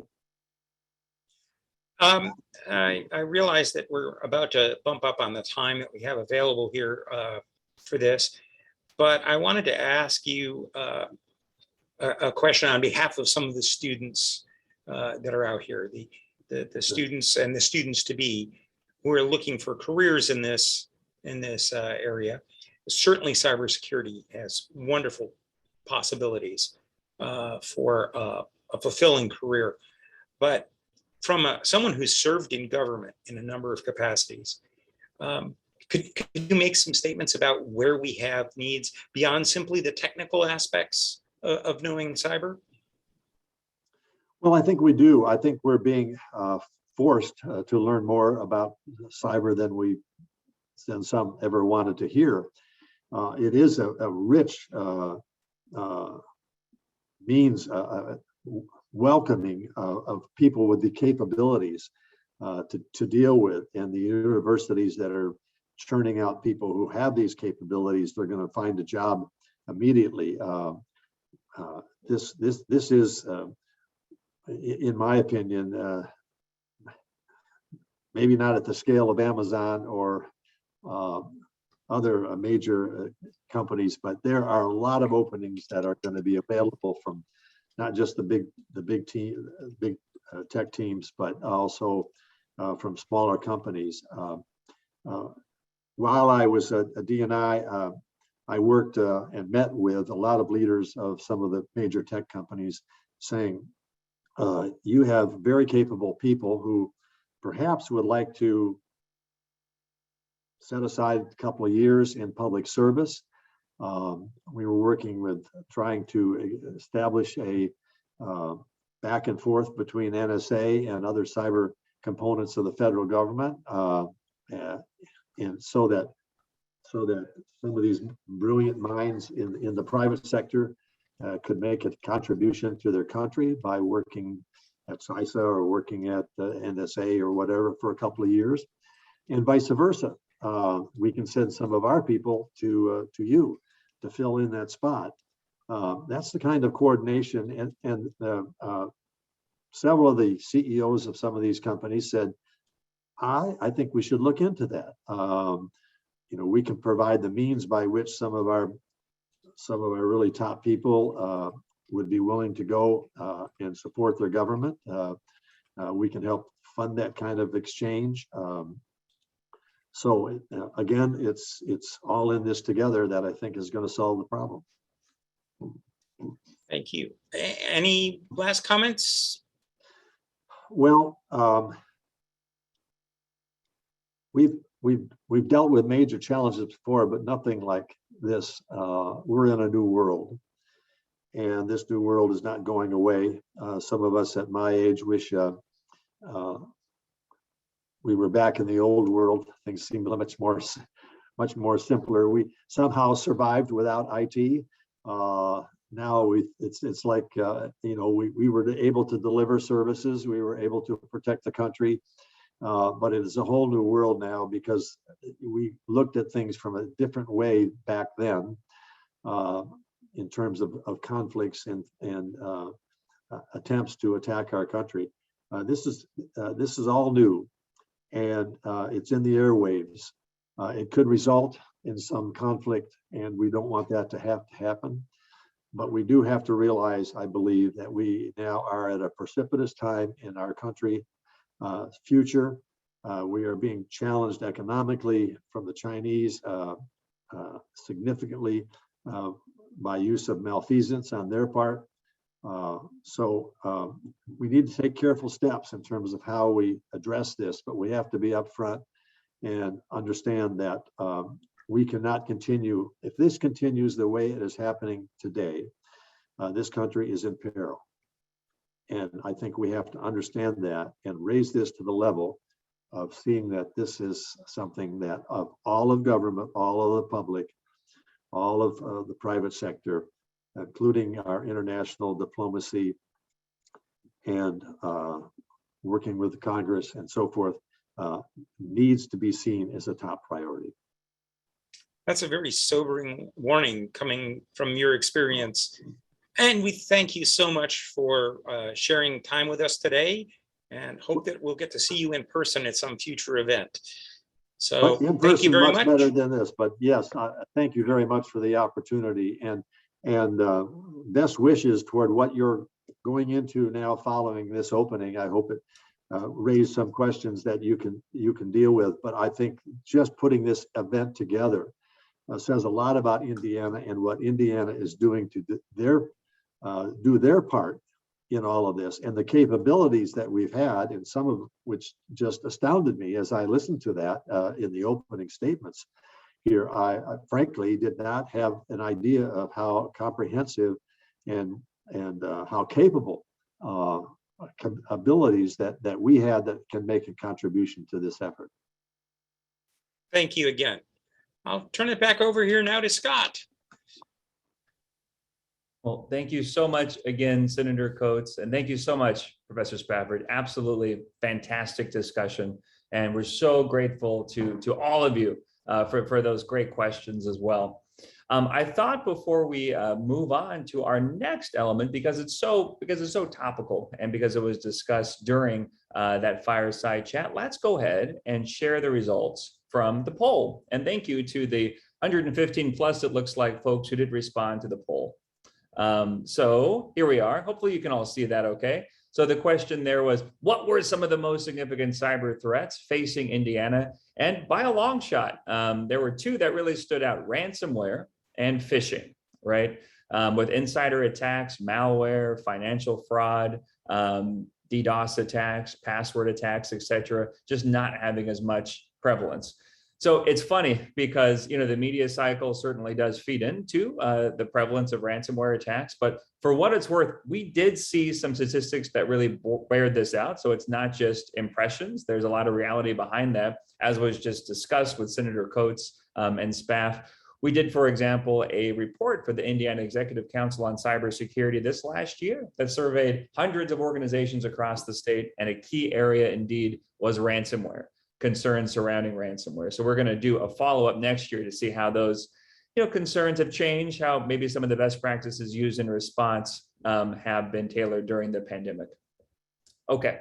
So that's just a quick heads up there. Thank you so much, Kelsey, for all of your help. And I would be remiss if I didn't. I'll continue to do this to thank everyone at IU conferences and IU studios, including Kelsey, Daniel, and Christy, April Toller, so many others for all of their hard work in putting this together. As you can imagine, there's quite a bit that happens behind the scenes, especially when it involves this many universities. So thank you to everybody at IU, Purdue, Notre Dame, IUP, all the wonderful staff that came together to make this happen. Okay, fantastic. So with that, what's the plan now? So the plan now is to transition to our first panel discussion. And this panel is going to be focusing on from theory to practice, increasing the cooperation between government, academia, and the private sector to tackle cyber threats. The real goal of the panel is to showcase opportunities, in some cases that have already been utilized, but also some low-hanging fruit that could deepen these partnerships. And as was just discussed, right, take this all of the above approach to cybersecurity, since there's only so far we can get if this is just left primarily in the hands of the private sector or academia or the government, of course. So that's where we're headed in just a moment. And we're lucky to be joined by Brian Langley, from the Indiana Economic Development Corporation, who I'll properly introduce in just a minute to do that. As a quick reminder, though, following that discussion, we will have one more panel, a roundtable in this case, that's going to be focusing on how different leading Indiana educational institutions, in this case, Notre Dame, Purdue, and IU, are working to help address this cybersecurity talent pipeline. That's going to be moderated by our very own Shatrice Mosley from the Indiana Executive Council on Cybersecurity. So thank you, Shatrice, for doing that as well. So that's coming up. We'll have some concluding remarks, as well as some opportunities for you to get involved further in this. If you found this helpful, that will include a pledge that we'll be announcing. But I'll say more about it toward the end, but just as a heads up, you can see the pledge now. It is live at indianacybersummit.org, and it will provide a menu of options for how you can help safeguard Indiana firms and families against cyber-enabled threats and help support all of Indiana's colleges and universities to expand opportunities in cybersecurity education. So we'll be saying more about it, but if you wanted a little preview, go to indianacybersummit.org. Toward the bottom is that pledge. Don't worry, it's not a financial pledge or anything like that, but it is an opportunity for you to get a better sense for and how you can contribute to this common cause that we're all taking now. Great. So that's just a little bit of bookkeeping. And then, of course, we'll take a short break at that point and do our breakout sessions from there. So you can start thinking about which of those 4 breakouts might be of most interest, whether it's research collaborations, the recruiter student lounge, the lightning talks, or the operational cybersecurity and capacity building. You will have a chance, of course, to switch between those rooms as well, but it'll be up to you to decide which one or which ones might be of most relevance. We won't pre-assign you to any of those. Okay, great. And if there's any questions, feel free to use those as well. I think feel free, Kelsey, if you haven't already, to go ahead and enable the chat function so folks can chat amongst themselves here as well. I think that would be helpful to continue the discussion. And just as we all, process everything we just heard from Senator Coates' keynote and that great fireside chat that Spaff kindly moderated following his discussion there. Fantastic. Okay. Well, next up then will be our panel. So if it's okay, Brian, we might just start a couple minutes early because I have no doubt we have plenty of ground to cover. And I think that might be beneficial, frankly, to all concerned, so we're not so compressed. So thank you for joining us, Brian. Just for the uninitiated, Governor Holcomb named Brian Langley Senior Vice President of Defense and Development at the Indiana Economic Development Corporation. Langley previously had served as Executive Director of the Indiana Department of Homeland Security since 2017, and previously served as Global Cybersecurity Manager at a Columbus-based, of course, Cummins, as well as a Senior Consultant at Booz Allen. He also worked in the White House and as the U.S. Assistant Chief of Protocol. So, Brian, thank you so much for taking time to moderate this panel, again, which is called From Theory to Practice, Increasing the Cooperation Between Government, Academia, and the Private Sector to Tackle Cyber Threats. And without further ado, over to you, sir. Great, thank you so much. I really appreciate you giving us the opportunity to speak. We have a very robust panel discussion, which we're very excited about. In particular, looking at the title of this is Indiana Statewide Cybersecurity Summit from Theory to Practice, increasing the cooperation between government and academia and the private sectors to tackle cybersecurity threats. This, to me, I think is very critical about what we can do to try and achieve collaboration, cooperation amongst our partners. And I think that cybersecurity really requires that. Before I introduce the panel, just a couple of things to kind of get the discussion and a call to action. What's really critical, I think, in the annals of U.S. history is what we've done collectively as a group to improve cooperation, preparation for making the business case to do what we're doing now. There's a lot of resources out there that we want people to be aware of to engage, but that cannot be done without collaboration. And I can think no further than our incredible universities with IU, Purdue, Notre Dame, and IUPUI. But look at the resources that they have that can benefit and support, if not be a force multiplier for you as a business, as an entrepreneur, as a government entity, to really leverage and take those resources to heart. And particularly trying to justify the business case, as Senator Coates said, about what we can do to actually ensure we mitigate, but also have the resources, the wherewithal, and the ability to respond, to recover, and to prepare accordingly for a cyber attack. As many of you well know, that cybersecurity is so divergent, it's so complicated and so omnipresent in all facets of our professional and personal lives. I believe, and I think our panelists can attest to this, is cooperation and diversity really truly sets us apart as a nation. But also looking at the cooperation that we're seeing from our federal, state, and local partners that really draws on the spirit of diversity and cooperation that we have intrinsically, I believe, as a country. But in particular, where you look at DoD is going with President Biden, funding right now is looked at in terms of cooperation, or cooperation is funding. So if we want to try and widen the talent pipeline, these tasks really require effective partnerships between academia, our government, and our leaders in the business world. And we want to make sure that people are aware of the low-hanging fruit that exists to support and augment your critical mission each and every one of you has as a leader in their own right. I think this panel discussion is really going to give you really good structure around what cooperation means on so many different and diverse levels. And I think that's truly what I find is a great way for us to introduce this panel. So without further ado, I'd like to kind of introduce our speakers, and I'll start going into topics. Meredith Harper is a Vice President and Chief Information Security Officer at Eli Lilly and Company. She joined Eli Lilly and Company in August of 2008 as Deputy Chief Information Security Officer, and as of April 2019, she transitioned to the role of Vice President, Chief Information Security Officer for Lilly's Global Information and Security Program, and we are very fortunate to have her in her leadership. Joel Nydek, CEO of Simba Chain.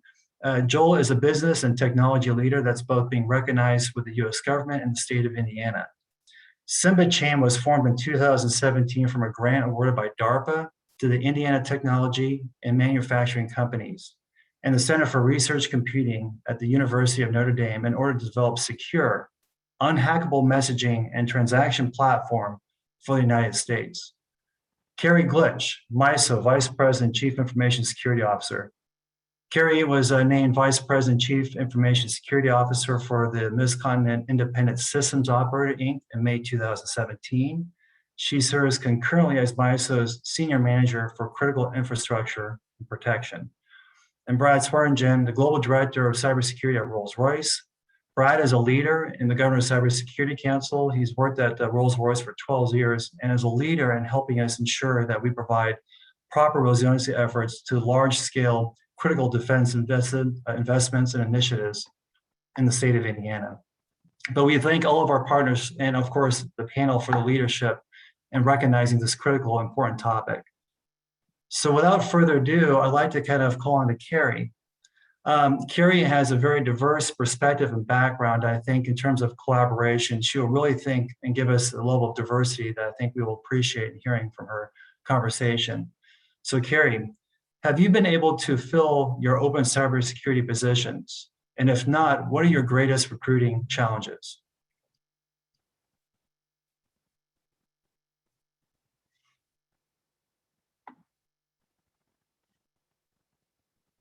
Carrie, I'm sorry, it looks like you might be, there we go.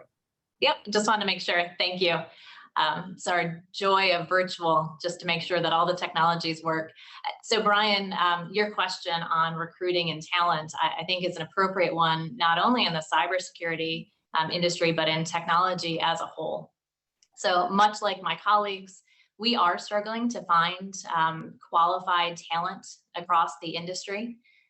We've done some things here at MISO specifically about how do we recruit and how do we partner with universities. And so we have a robust internship program here that we also have been able to hire those interns into full-time positions. I think that when we're talking about security, some of us occasionally think about more of those technical skills. And when you think about, right, you're thinking about cyber and you're thinking about coding and how many technical skills or certificates have people received.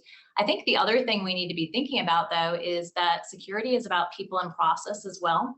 So when we're recruiting for positions, how do we think about not just the technical skills, but the diversity of those applicants' backgrounds? So what have they done on a people side or a process side? Because security is not just the technical, it's also the awareness training, it's the control, it's the risk.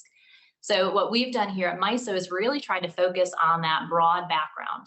And so as we hire in employees, we continue to develop them, not only on the technical side, but also on just as an employee. We have what we call here at MISO our core learning. And so this year we're focused on 3 topics. And so we focused on specifically on emotional intelligence, on conflict resolution, and on values. And that goes above and beyond just what security is, but it starts to think about security as that shared responsibility across MISO. And so that's what we're focused on, is how do we bring in the right talent, but then continue to develop them, not only for MISO, but if they leave MISO, how do we make sure that they're a robust security employee for the next organization they go towards? So like my colleagues, this is an area that we need to be focused on. I think it's going to be an area that we're going to continue to have some challenges in as we go forward, but it's one that we at MISO are really focused on.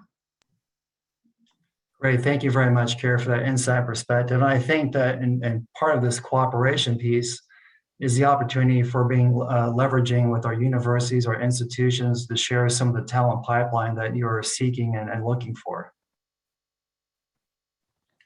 So Brad, obviously Rolls-Royce has been in the news. You guys have done some incredible work with making long-term investments to support the national security efforts. So what does cooperation mean to you, and why is it important to your line of work?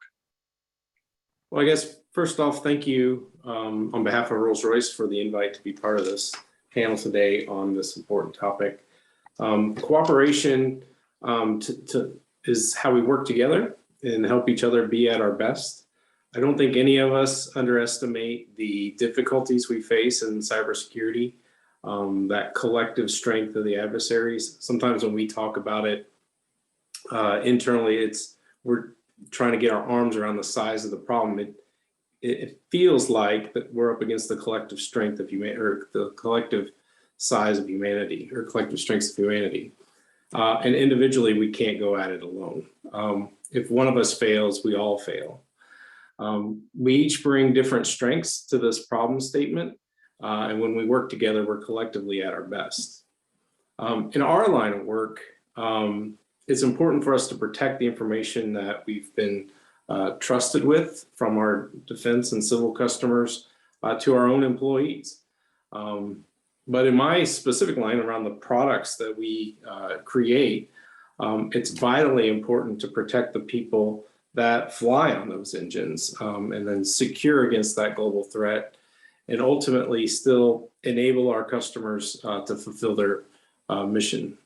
Senator Coates referenced the magnitude of these size of attacks against products earlier in his talks, as adversaries learn to leverage the effect of a product, even if it's not on the attack is not on the product itself. Our customers, fortunately, defense, MOD, DOD, and civil, either FAA, EASA, are fortunately ever increasing the importance of cybersecurity. In our latest announcement on even the B-52 win here recently to re-engine that next generation of bomber, it was a threshold requirement in cybersecurity, both enterprise and product security, to even be considered. Our collaborations with universities and government are significant enablers to all the above. Great. Thank you very much, Brad, for that perspective. Joel, what you guys are doing, particularly in terms of protecting how we communicate, is essential. And particularly with your line of work, there's an inherent level of collaboration that you have done at the very get-go. Please kind of discuss some of those levels of cooperation and critically the work that you're doing, because it's really fascinating stuff in protecting how we communicate each and every day. Yeah, it really, the ecosystem of public-private partnerships are really important from a standardization standpoint or policy-driven standpoint, and just getting the industrial base up to speed on what they need to improve in their cybersecurity. So we have worked with IUPUI, Notre Dame, Purdue on many different projects collaboratively. Simba leading as the prime and then subbing to these universities, but then they're all driven by a government project that has an attainable goal of one of them. We've worked with Nist on CMMC, Nist 800, trying to get the industrial base up to speed on maintaining proper security protocols, two-factor authentication, these various things that we think we use them all every day, like with Google Authenticator, you're logging into a site, but you don't think about using that in your when you go into an industrial based setting, especially for small to medium sized enterprises. They just are like, oh, I use that use it for your bank, but you're not using it for maybe your what you should be using it for, your enterprise layer or your engineering software or things like that. And those just various things can really add a huge benefit from getting hacked or anything like that. Ransomware is a big issue. And so having those kind of security layers put in place. So we've been working with a lot of different groups on that, but the partnership with universities is really important, because the universities are built for this R&D activity. They're built to handle the grants, they're built to handle the contracts, and they're built for collaboration. They collaborate with multiple universities and different groups all the time. So they understand the benefits of that. And the output of that, you have a really great, robust roadmap and models that you can then replicate. And a lot of this is generated in open source as well, which is proven to be over and over again. Anything that's open source proves to be even more robust, because there's multiple groups looking at the code, making sure it's hardened, and building upon that, and and making it better. And so that's we're still far off from getting all those kind of collaboration points and a better synchronization. But the National Network of Manufacturing Institutes has really brought a great MXD, America Makes, SESME. There's a lot of somebody will be offended because I'm not going to mention them all, but they're on manufacturing.gov. You can go look at all of them. And there's so many different small to medium sized enterprises that are part of those institutes, and then large organizations, tier 1 defense contractors, Fortune 500 companies that are part of that. So building this space where we all collaborate becomes an amazing force to build the cyber resilience that America is really driving towards. So that's how we've kind of engaged, is through these National Network of Manufacturing Institutes, OTAs, working with our local universities, because we're based in Indiana, and so collaborating with these amazing, some of the best universities in the world right here in Indiana. So it's really exciting. Joel, really quickly, a spin-off question from that. How did you determine that you wanted to connect with universities first, or who did you feel like you needed to cooperate? I mean, what kind of got you to that point where you said, hey, we need to think about X, Y, and Z? And were you aware that there's that collaboration existed in the first place? Well, started years ago when Notre Dame reached out to me first. I'd sold one of my previous companies, and they continued to, hey, do you want to do commercialization and things like that? And so we started working with Purdue Foundry. We started working with IUPUI. We started working with so many other universities on these different projects. And then we'd see the same group, at the National Manufacturing Institute. So we saw them at America Makes, we saw them at MXD in Chicago, which is the Digital Manufacturing Institute, which has a huge cyber presence. So we just started working with them. I've worked with Nist on some of their supply chain resilience white paper that's just coming out right now. It's under comment right now, but it's a big one. A lot of it's blockchain driven. So we've worked with a lot of different groups, and that's anyway. So it's kind of like the push-pull kind of method where university were reaching out. We were already part of some of these organizations where we could go and collaborate. And that's really where it all started taking place, and the connectivity started happening.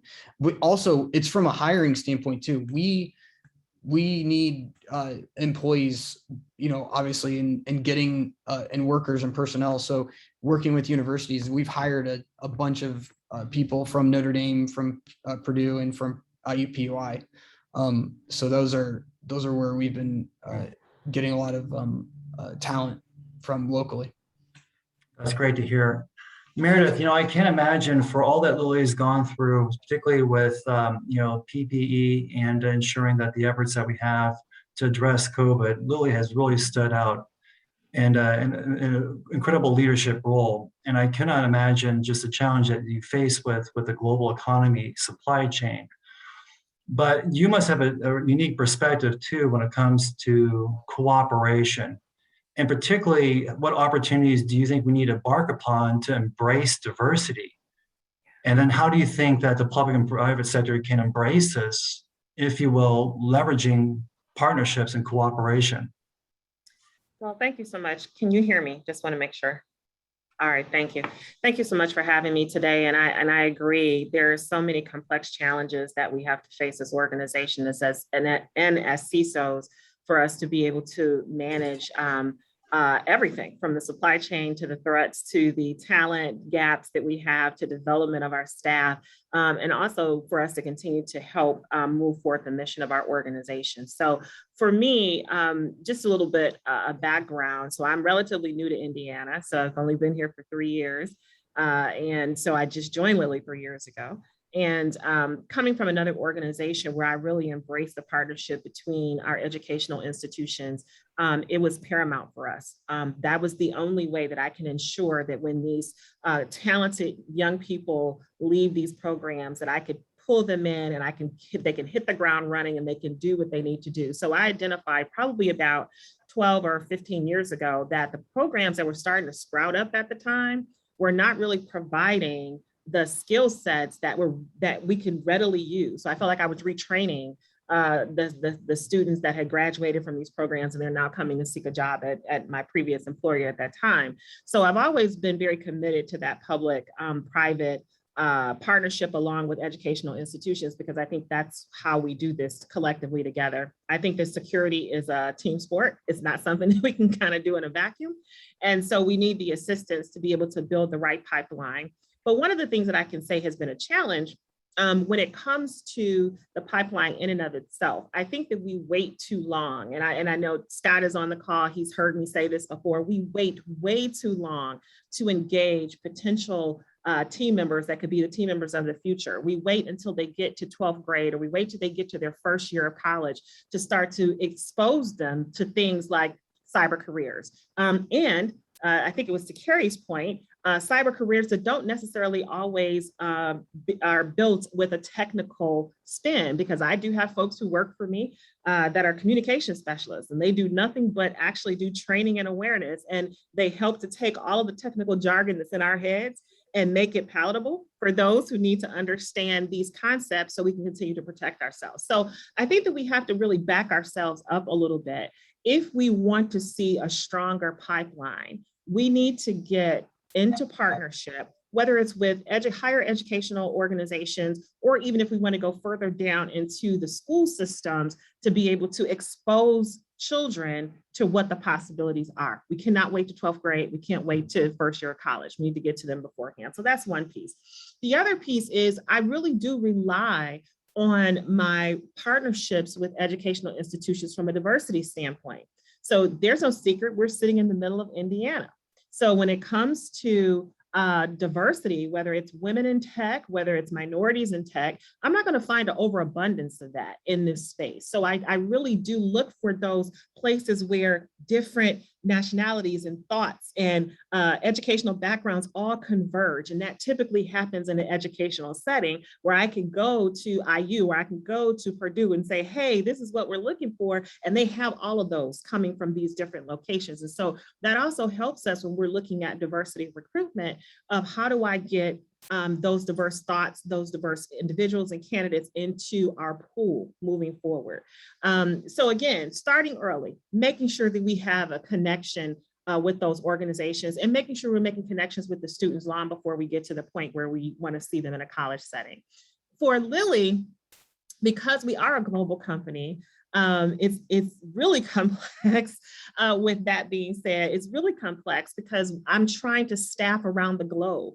So a lot of times people think that we only have challenges within the US, but I'm having challenges around the globe for security talent. So how do we also create partnerships with organizations, institutions that actually have a global focus as well? Because I also want to be able to encourage and bring that pipeline into Lilly and to continue not only from a diversity standpoint, but also to make sure that I'm covering the globe when it comes to our program.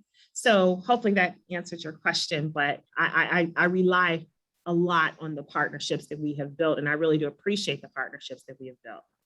Meredith, I think that's a great way to kind of segue from your statements into both Carrie, Brad, and Joel. So Carrie, in hearing what Meredith says, what's some areas of cooperation that can benefit you with your talent pipeline, the needs, trying to communicate and socialize the inherent need of cybersecurity?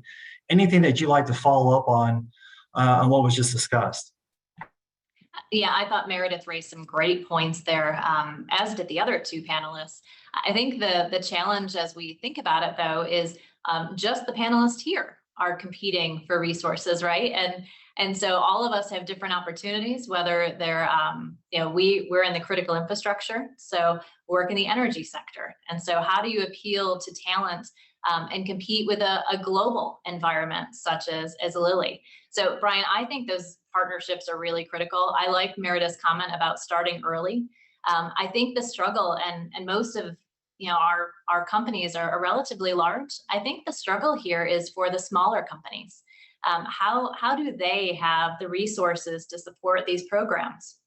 And so some of that, I often say occasionally some of our smaller members for MISO, their SIP senior manager, which is our critical infrastructure protection manager, is the same person who's handing out the laptops. So when we think about that, how do we think about making sure that they're aware of the opportunities that are out there, either with the universities or with federal partners, so such as the FBI, or we heard about CISA earlier as well. I think that's the challenge, is there's a lot of great partnerships out there. How do we make it easy for people to take advantage of those, whether it's people or whether it's businesses? And that's kind of what I would add from the conversation we just had. Great, that's good. Brad, from your perspective, how could we make this easier? How could we actually show that cooperation is attainable? I wouldn't say it's low-hanging fruit, but there's so many great things that the state of Indiana has at its arsenal, and I think we've heard a lot about that thanks to our speakers so far. Anything that you're thinking about too to maybe provide those who are in attendance right now some low-hanging fruit or some ideas about cooperation? Obviously, we look at policies and procedures, we can look at legislation, we have these major universities here. If there's anything that, from your perspective, particularly as Rolls-Royce being a defense leader in so many areas, anything that you would like to share or kind of bring about? Well, yeah, no, it's a great question. So thank you for that. I think, some of the main areas of collaboration that we've thought about are certainly around upskilling, technology, and as the other panelists also mentioned, recruiting. And I think we've worked with most of the schools in Indiana on that. In terms of upskilling, we worked with Purdue on an absolutely world-class training program that we use globally for all 50,000 employees. And it goes well beyond kind of what you can get off the shelf, because those professors, they can look at, the knowledge, attributes, and behaviors, the KABs, to I guess, the actions or behaviors of what the employees really need to know. And that helps all 50,000. Because it's with a collaboration with a company or a university like that, we're allowed to share it with our customers and our suppliers, including those mom and pop places as well, to educate them as well on what they need to do in cybersecurity. I mean, we've also looked at, we have employees doing a win-win in their research with Purdue's at these universities. And then we've also brought in professors on sabbaticals to be part of our employees. We had a professor from Rose-Hulman the last 18 months working with the team, both offering what they know and then learning what we're learning about in our domain. In the area of technology is also ripe to collaborate and partner with. We announced our own Rolls-Royce Cyber Research Network with Purdue, Carnegie Mellon, and a school that will be shortly named later that has the ability to widen the aperture. As the other said, you know, we're predominantly been a gas turbine machine company, and we're widening into this digital realm, which brings cybersecurity with it. So how do we get that knowledge of that wide base of really what's out there and what the adversaries need to know? And then finally, certainly around recruitment, I think working with these universities or government brings a wealth of opportunities where we can go speak to students. Students can come learn about us, where they may not, if they're thinking about cybersecurity, a large company like ours, they may not be even aware that we do that sort of thing. So it opens a lot of those doors that we need. So. Thanks, Brad. This communication can go on a lot of different areas. So getting to the rhythm of cooperation. Joel, and hearing what our panelists have said so far to date and making it applicable as a small business in terms of, you know, workforce development cooperation, what are some things that's worked for you in terms of leveraging existing resources like our universities, like the Indiana Economic, you know, Development Corporation or the Government Cybersecurity Council? Were you aware of some of these resources and have they supported you? And is there more things that you can see perhaps that we can all come together on to support? Yeah, I mean, from a small standpoint, if you're a small to medium-sized enterprise, definitely look at Connexus. The IEDC has an ability for high schoolers to basically get a paid internship, and you could, tap into some upcoming talent through a lot of these high schools and universities that can provide you. If you're a small, medium-sized enterprise, it's really difficult to dedicate a cyber person inside your company. I mean, usually that's like, usually the owner's the IT guy, he's the, payroll, he's the, he's doing everything. So to have an assistant that's like just doing some common cybersecurity things, like making sure your routers are up to date, looking over a lot of all the CMMC stuff is coming down, even down to the lowest level of the supply chain. So they will have to kind of eventually have this kind of compliance, and just having an intern go through that CMMC checklist and from Nist, and just kind of like, okay, where do you score yourself, kind of doing a self-assessment. Those are just like simplistic things and the state has those. So like I said, Connexus, the IEDC has kind of those ways to tap into. We've tapped into it. I know there's small manufacturers around the area that have also tapped into that resource and gotten interns, and then end up hiring the interns, once they're out of college, as full time. So that's definitely, and then we're also we're working with the Center for Research Computing at Notre Dame really heavily. We're really looking at larger programs to advance technology and then get it in the hands. We've been working with Digital Leader Academy, who's another startup that is promoting AI, ML, blockchain, cybersecurity, all these different kind of skill sets that individuals need to use in this new and changing world. So having we call it in the industry, we call it full stack. You kind of be a full stack person to understand all these different levels. It's not just enough to be into one field. You got to have you got to broaden your horizon into multiple aspects, because and cyber touches all of them, because we're completely digital. Our money's going digital, our information is digital, everything's, you know, connecting into Web3.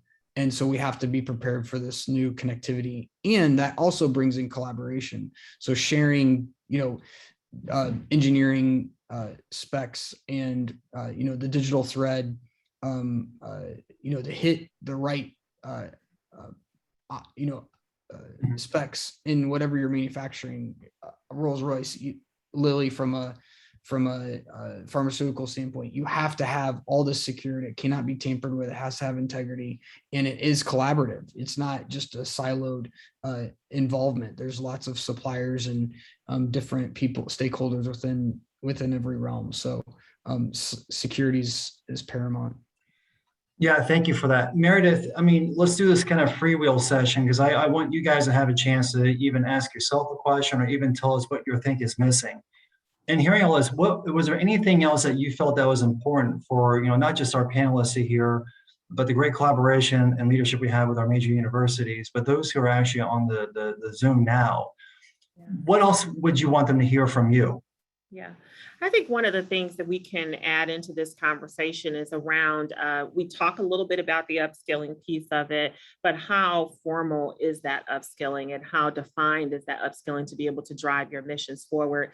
We have enjoyed a partnership with Purdue Online. It's been awesome. We have apprenticeship programs across our IDS areas, which is IT in the Lilly context. But we have apprenticeships. Cybersecurity was one of them. We started our cybersecurity apprenticeship a little bit over a year and a half ago, and we are the #1 apprenticeship program right now that everyone is interested in. And so one of the things that we wanted to do is, how do we infuse the idea of cyber and security by design into the mindsets of current IT, IDS type employees? Because again, it's a team sport, right? We're not the only ones who have to be concerned about cyber or information security. Everyone should be concerned about it. So this gave us a way to really draw on the knowledge base that sits within these organizations. So don't hesitate. I think that these organizations are waiting for you to come and say, we need assistance, we need support, we need you to provide us with that educational knowledge. We just have to be able to make that connection. I think that's one piece.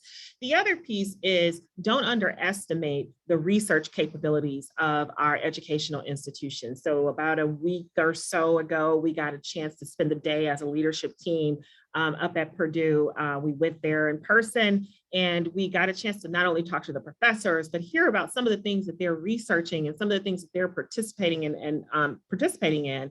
And then how does that align with some of the goals and the strategic directions of Lilly, and how do we marry those two together? So because I am continuously, and my team is continuously defending the organization, we don't always have time for innovation. We don't always have time to research. We don't always have time to try to figure out what is the next coolest, biggest thing that we need to be focused on.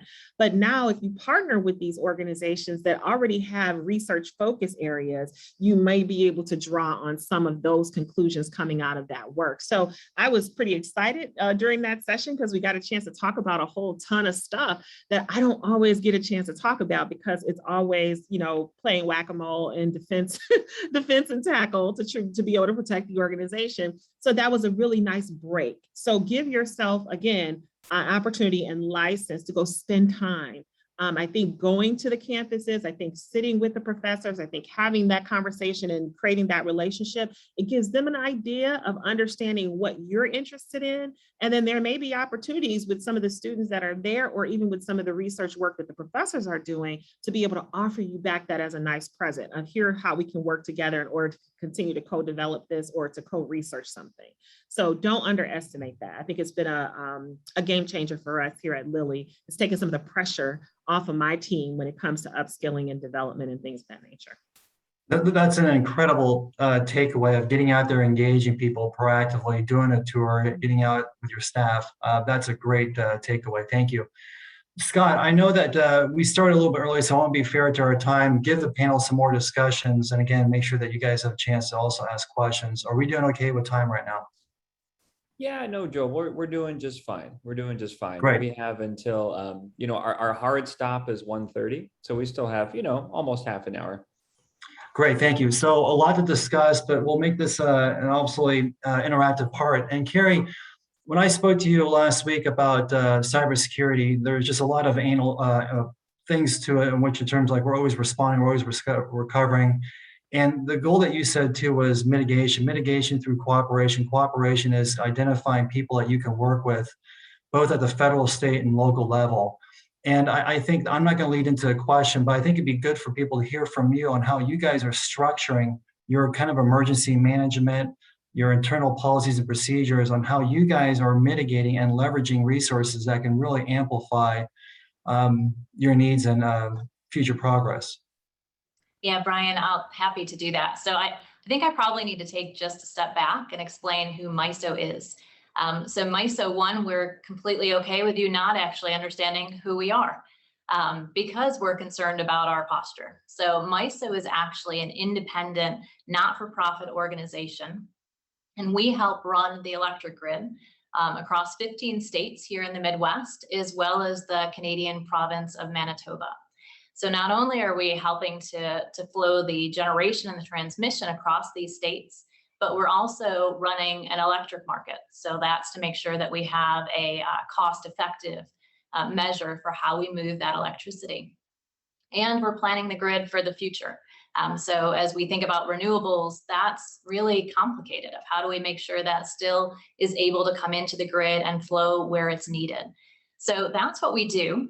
And as you can imagine, we're a critical infrastructure provider and we're a target.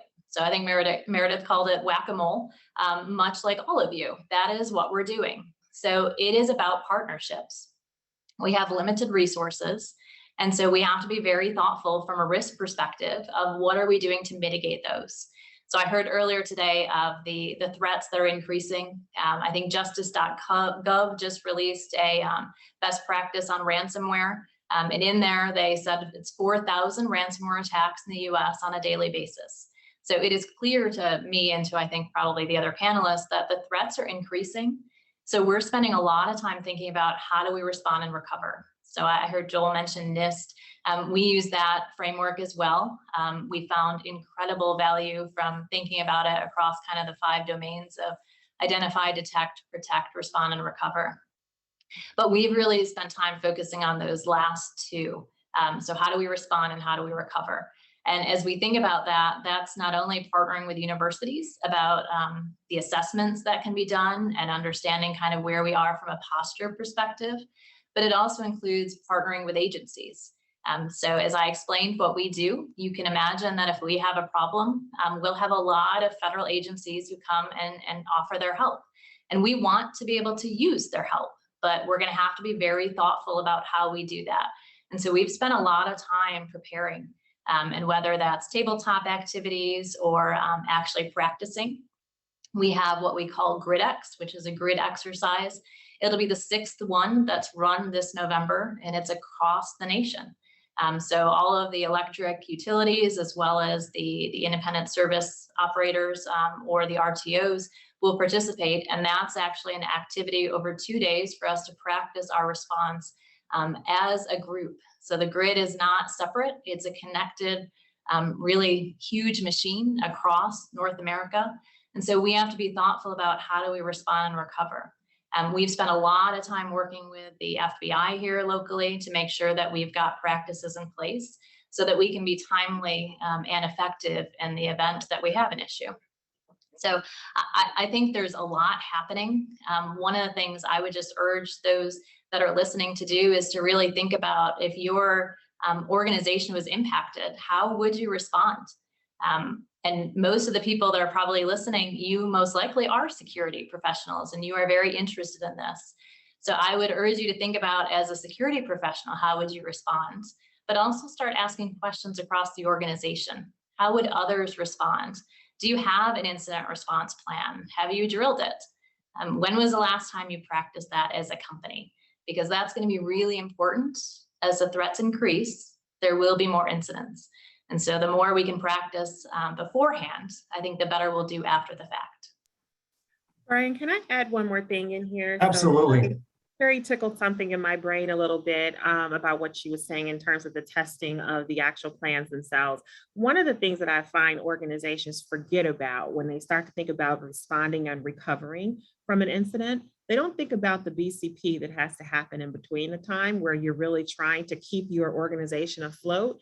And a lot of times they look to your cyber professionals to be able to offer BCPs to business areas, which is totally inappropriate, honestly, in my opinion. These are business functions. And so here's now the partnership within the business and the technical functions that need to be in place as well. So as you're looking at your response plans and you're looking at how you're going to recover from a technical capacity, you also need to look at how do you keep the business running? So I have to think about how do I keep the manufacturing of drugs running if we ever get to the point where we're in a space where our technology is not available to us, which is normally not a technology solution, it's procedural. So it's back to what Carrie said before. We need to have people who understand beyond just the technical capabilities. It is the people, it's the process, and it's the technology. And so I don't want people to forget about that because that tends to get dropped out of that conversation a lot. No one wants to talk about BCPs, but if you don't have them and if you don't test them, so it's just like an ISIRP. You can't just have a plan, but if you have a BCP, you have to test them. And you have to also test them collectively, because if you are in a large scale outage, you're going to have multiple BCPs that are going to be needed at one time. So how do those actually work when you're in a totally possibly paper manual mode? And how long can you stay in that space? So I don't want that to be lost in the conversation. Yeah, Carrie, do you want to follow up on that too? Because I think that your perspective as leveraging resources to build up those COOP-COG plans, what Meredith said very well, is so true. Where did you go for support and assistance? Because I mean, many of these individuals, these small businesses, and I was very fortunate to help run Homeland Security. And one initiative that many of our employees undertook was COOP-COG and sharing resources to our counties and to our cities, and particularly our schools for that matter. Anything that kind of assisted you to just figure out what's out there? And is there something else out there, or is there something else that could be done to make it easier, to what Meredith articulated very well? You know, we have to practice and test these things, and minus, you know, state legislature or policies and procedures they're in, you know, we are kind of on this trying to figure things out. Yeah, Brian, I think you probably saw me nodding along to what Meredith was saying. So some of this is not the fun part of what security does, right? I mean, some of this is just foundational of that we have to keep practicing just for good hygiene. I think there's a lot of resources out there, occasionally so many that I think it's overwhelming for people. So I think the advice I would give would be to spend some time, familiarize yourself with the resources that are available, but don't get overwhelmed.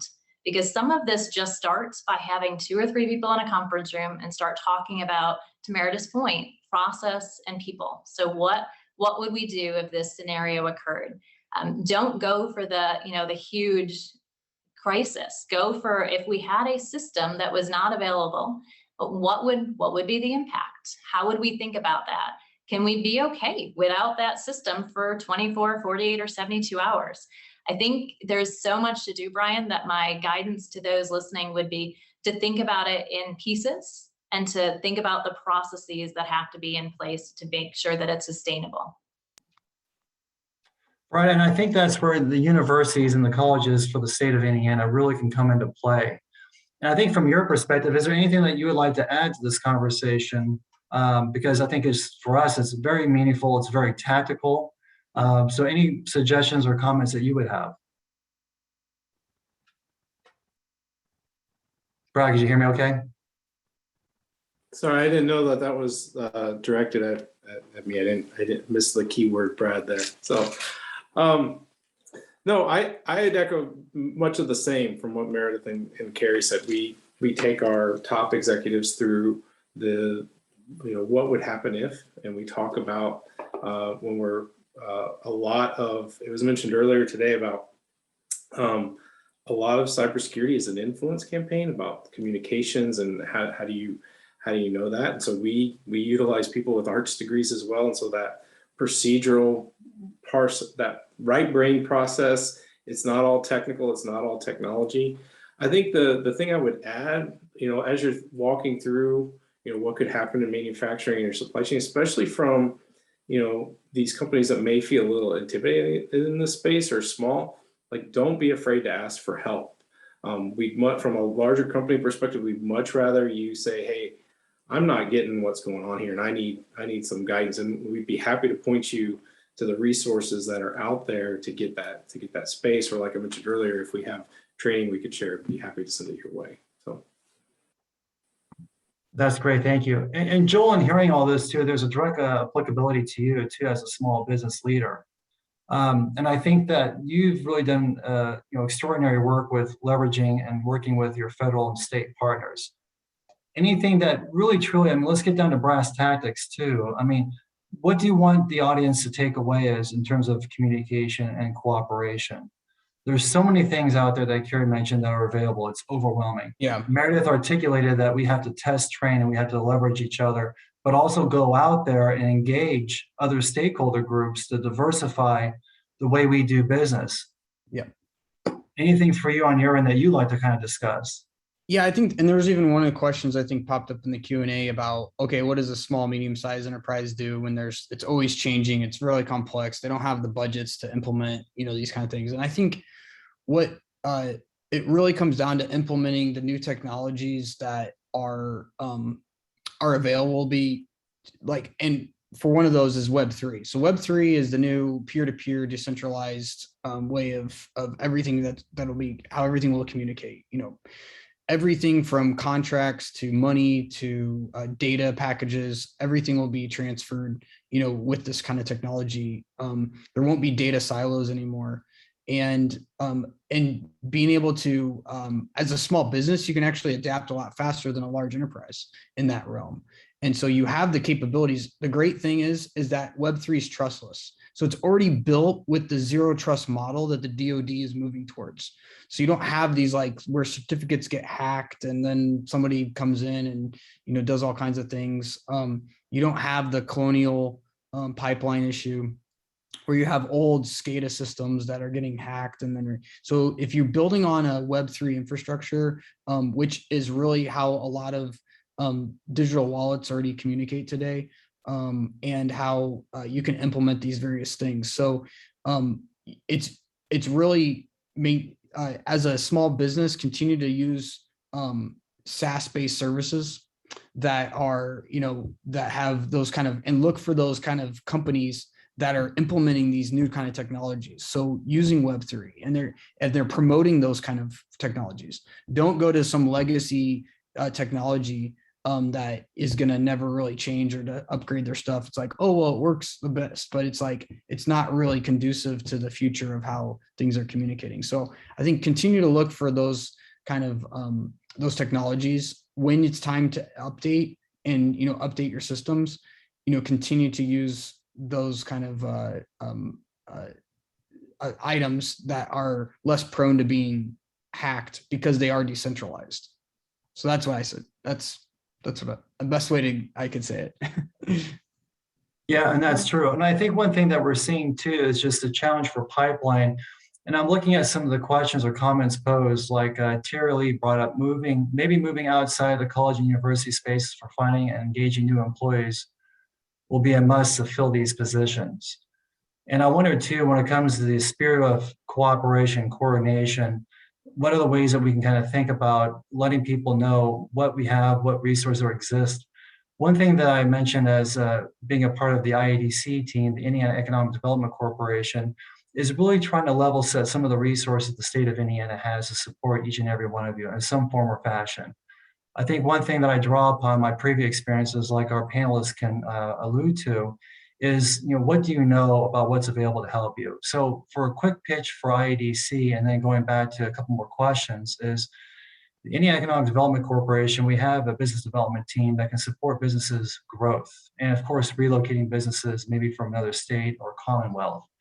In addition, that we have our PTAC, Procurement Technical Assistance Centers. So for businesses who are interested in getting into government contracting, they provide free consultation services and resources to support small businesses. That's a force multiplier. And in addition to that, you have the Indiana Small Business Development Center to really support and market businesses and help them through their communication and their engagement. Then, of course, we've got our innovation entrepreneurship team that really provides support and funding in those annals. So the question I have is, do the panelists feel like, are we articulating enough of the resources that are available?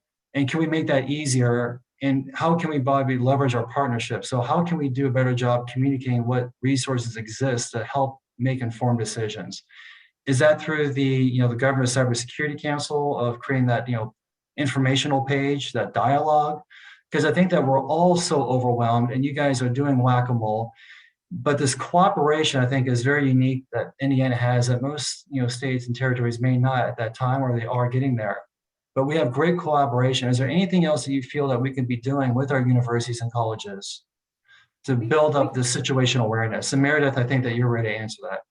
Yeah, I think that, you mentioned something about the Governor's Council, and I think that that's one place where we all congregate, right? So how do we leverage the platform to be able to push information consistently for our organizations? It makes sense that we would leverage that. I had a wonderful experience when I lived in Michigan. I was the chair of the Michigan Healthcare Cybersecurity Council, very similar to the Governor's Council here in Indiana. Several years ago, we were asked to, as one of the critical infrastructures, to band together as healthcare organizations. And what I thought was really unique about this relationship, it was 26 organizations, small, medium, large. Everyone didn't have, hundreds of $1 million budgets and things of that nature. And you had some really small players that were in the room. And what I loved about that relationship across that group is that we had some instances where some of the smaller organizations got into a little bit of a challenge with an incident, and they didn't have the staff, where we actually deployed people from our larger organizations. I was one of the larger founding organizations. And I took 2 of my staff and said, okay, you guys are going to Western Michigan, and you guys are going to go over there to this organization, and you're going to help them out. And so we were able to broker some high level agreements with our legal teams from a liability perspective to make sure that we covered ourselves in that regard.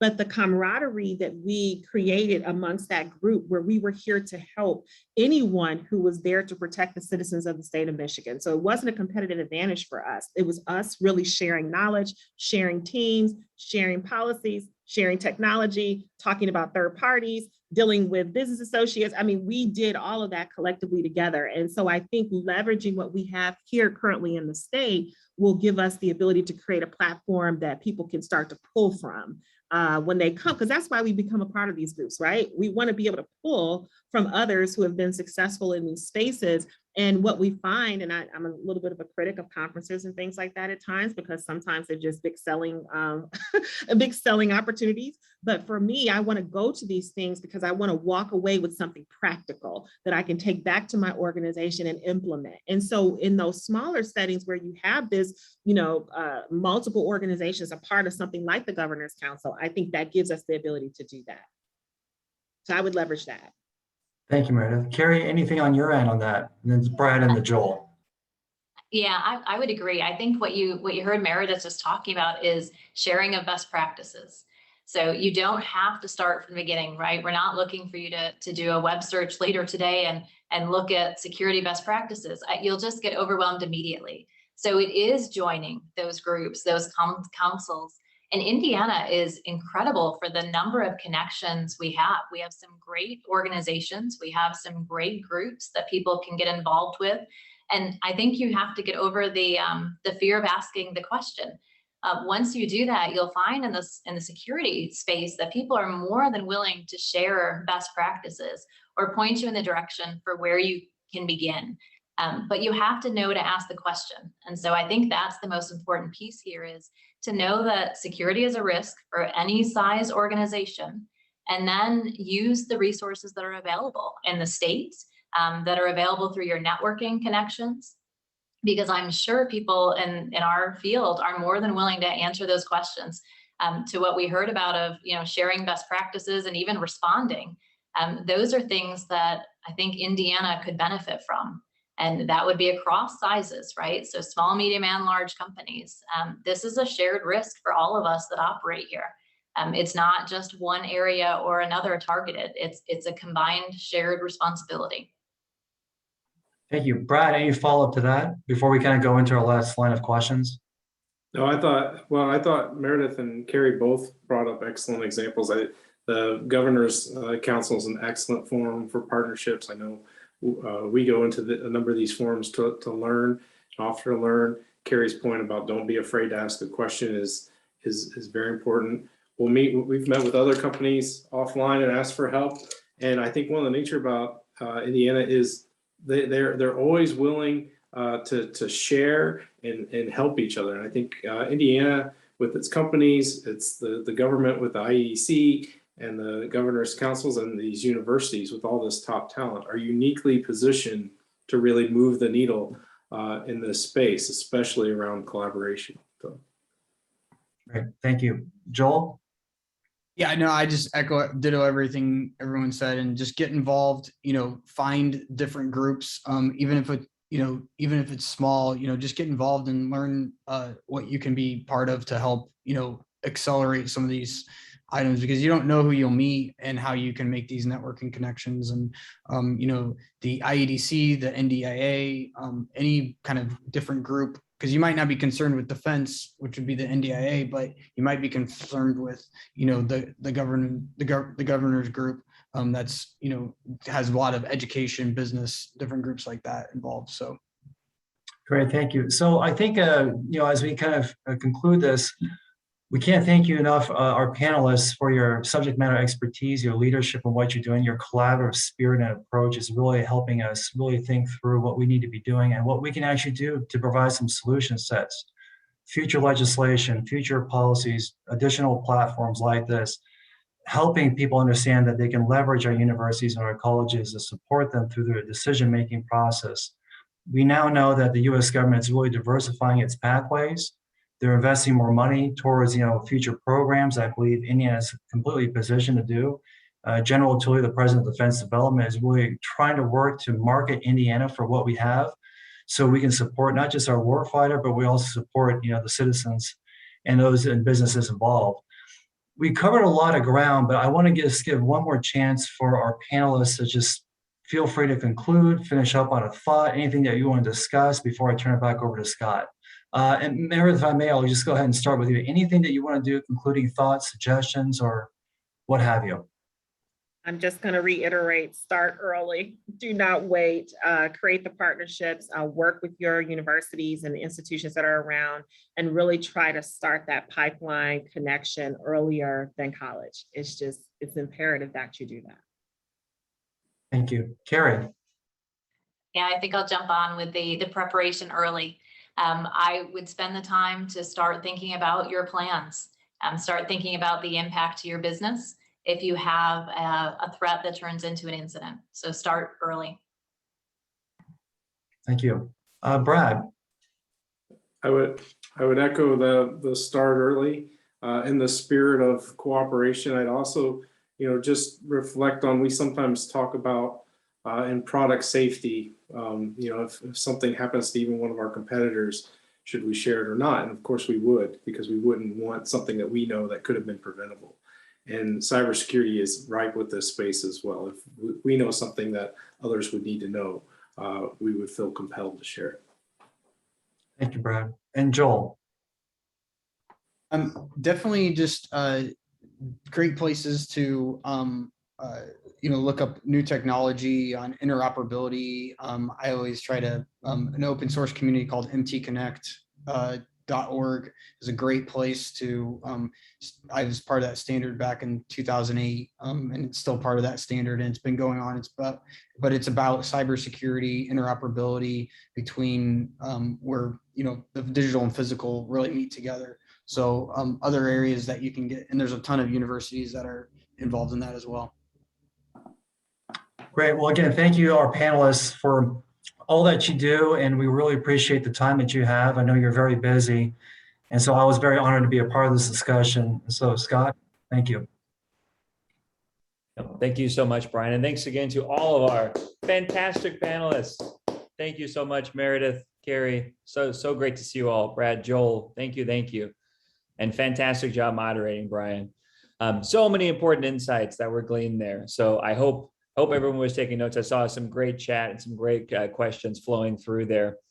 We have one more panel, so well done with the Zoom marathon. I hope this has already been useful. I've certainly found it to be incredibly useful. While we're pivoting to that last panel discussion, I'm wondering, Kelsey, if you wouldn't mind going ahead and launching that final poll that we have, because it's directly related to the issue that we spent a little bit of time on this last panel talking about, and again is going to be a core piece of our final discussion, which is going to focus on how different universities are helping to hopefully address this cybersecurity talent pipeline shortage. So you'll see here this question, some of the biggest hurdles. Would love to hear your thoughts on these hurdles. All right, what are you facing? And please feel free to comment, include other suggestions, other hurdles in the chat box. And we'll of course give you guys a few minutes to do just that. And then we'll once again share the results before we close there.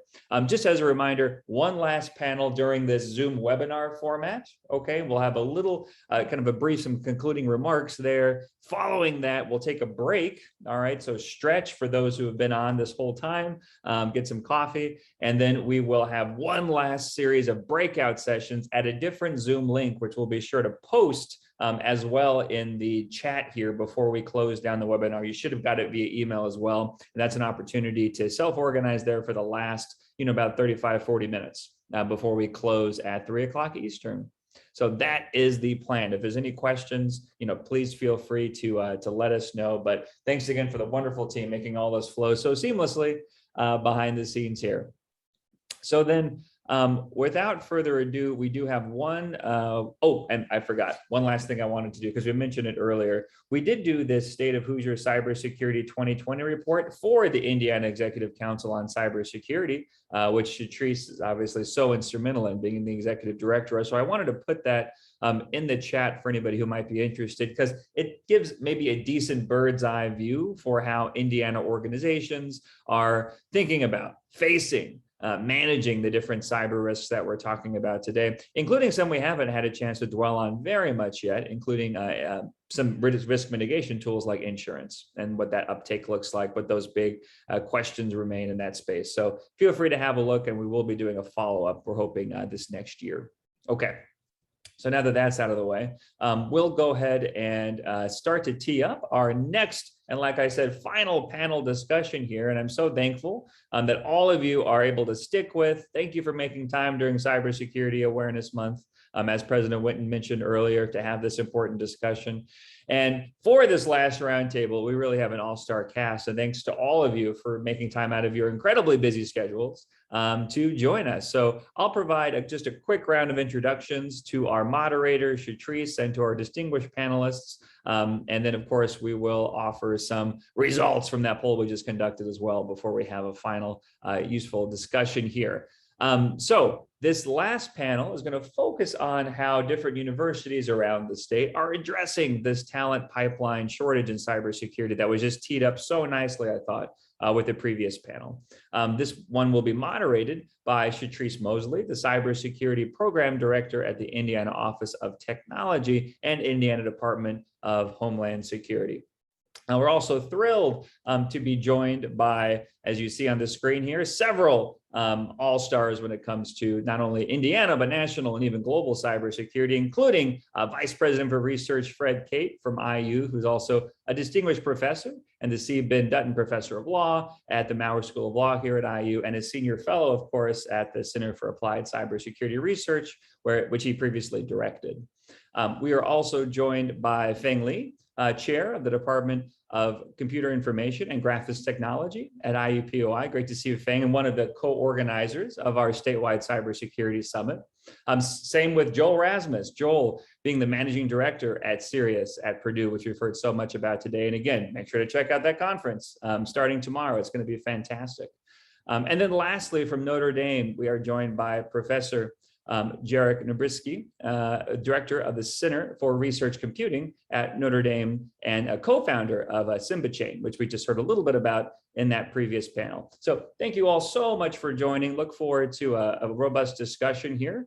And maybe feeding into that discussion, Kelsey, if you wouldn't mind sharing the results from that last poll. There we have it. Okay, so thanks to all those who participated. Looks like the competitive pay and benefits, needless to say, in a field like cybersecurity, with a negative unemployment rate. Not too surprising, perhaps, but identifying students we see there, determining hiring needs, also priorities. So thank you so much for doing that, Kelsey. Thanks for participating in that poll. Shatrice, without further ado, over to you. Absolutely. Thank you so much. And I really appreciate the opportunity to be part of this inaugural event and have such an amazing roundtable that we can talk, really kind of dive deep into, I guess, what we're looking at and what we're seeing now with our universities and how they're bringing talent into that cybersecurity pipeline. And then equally what we're looking at the future. And then maybe some just kind of curiosities, given the significant amount of experience everybody on this roundtable has. So without further ado, we'll go ahead and just jump right in. I guess like, let's just kind of like set the bar as to what each of the universities have done to, I guess, increase the number of qualified cybersecurity students graduating. So with that, I'll start with, I'm an IU grad, so I'll just go ahead and go with IU since we got some Purdue and IU thing going on. So Fred, why don't we go and just talk about a little bit about what Indiana University has been doing to, increase those number of qualified cybersecurity candidates, especially given a lot of what we've heard today, which is, there's a need out there, but what are we doing to fill that need? Great, thank you very much. And let me say, with regard to the IU Purdue thing, when we first started looking at expanding our work in cybersecurity, maybe 20 years ago, we went to Purdue to get expert advice on how to do that. So I think there's a lot of talk of rivalry. There's a lot more cooperation that really is so important to the state and to our students as well.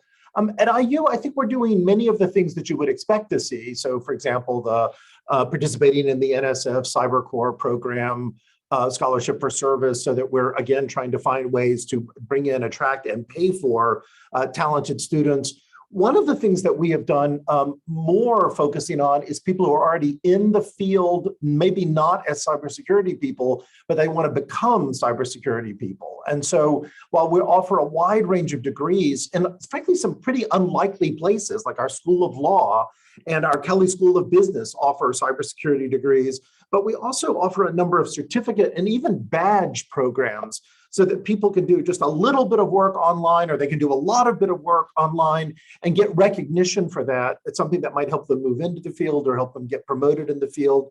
And of course, then we offer, as I said, the usual range of degrees, MS and BS and PhD degrees that you can do in this area. And then just one last thing I would mention, which is we found it so valuable partnering with the state. And by that, I mean both the state government and General Tooley and his colleagues at IEDC, but also with industry throughout the state. And so one of the things I think we're particularly proud of is the IU Cybersecurity Clinic that actually Scott set up in 2019 as a partnership with IEDC and with the Hewlett Foundation to provide an opportunity for students, again, in a wide range of areas. So not just IT, but that whole broad range of people where we know we need people.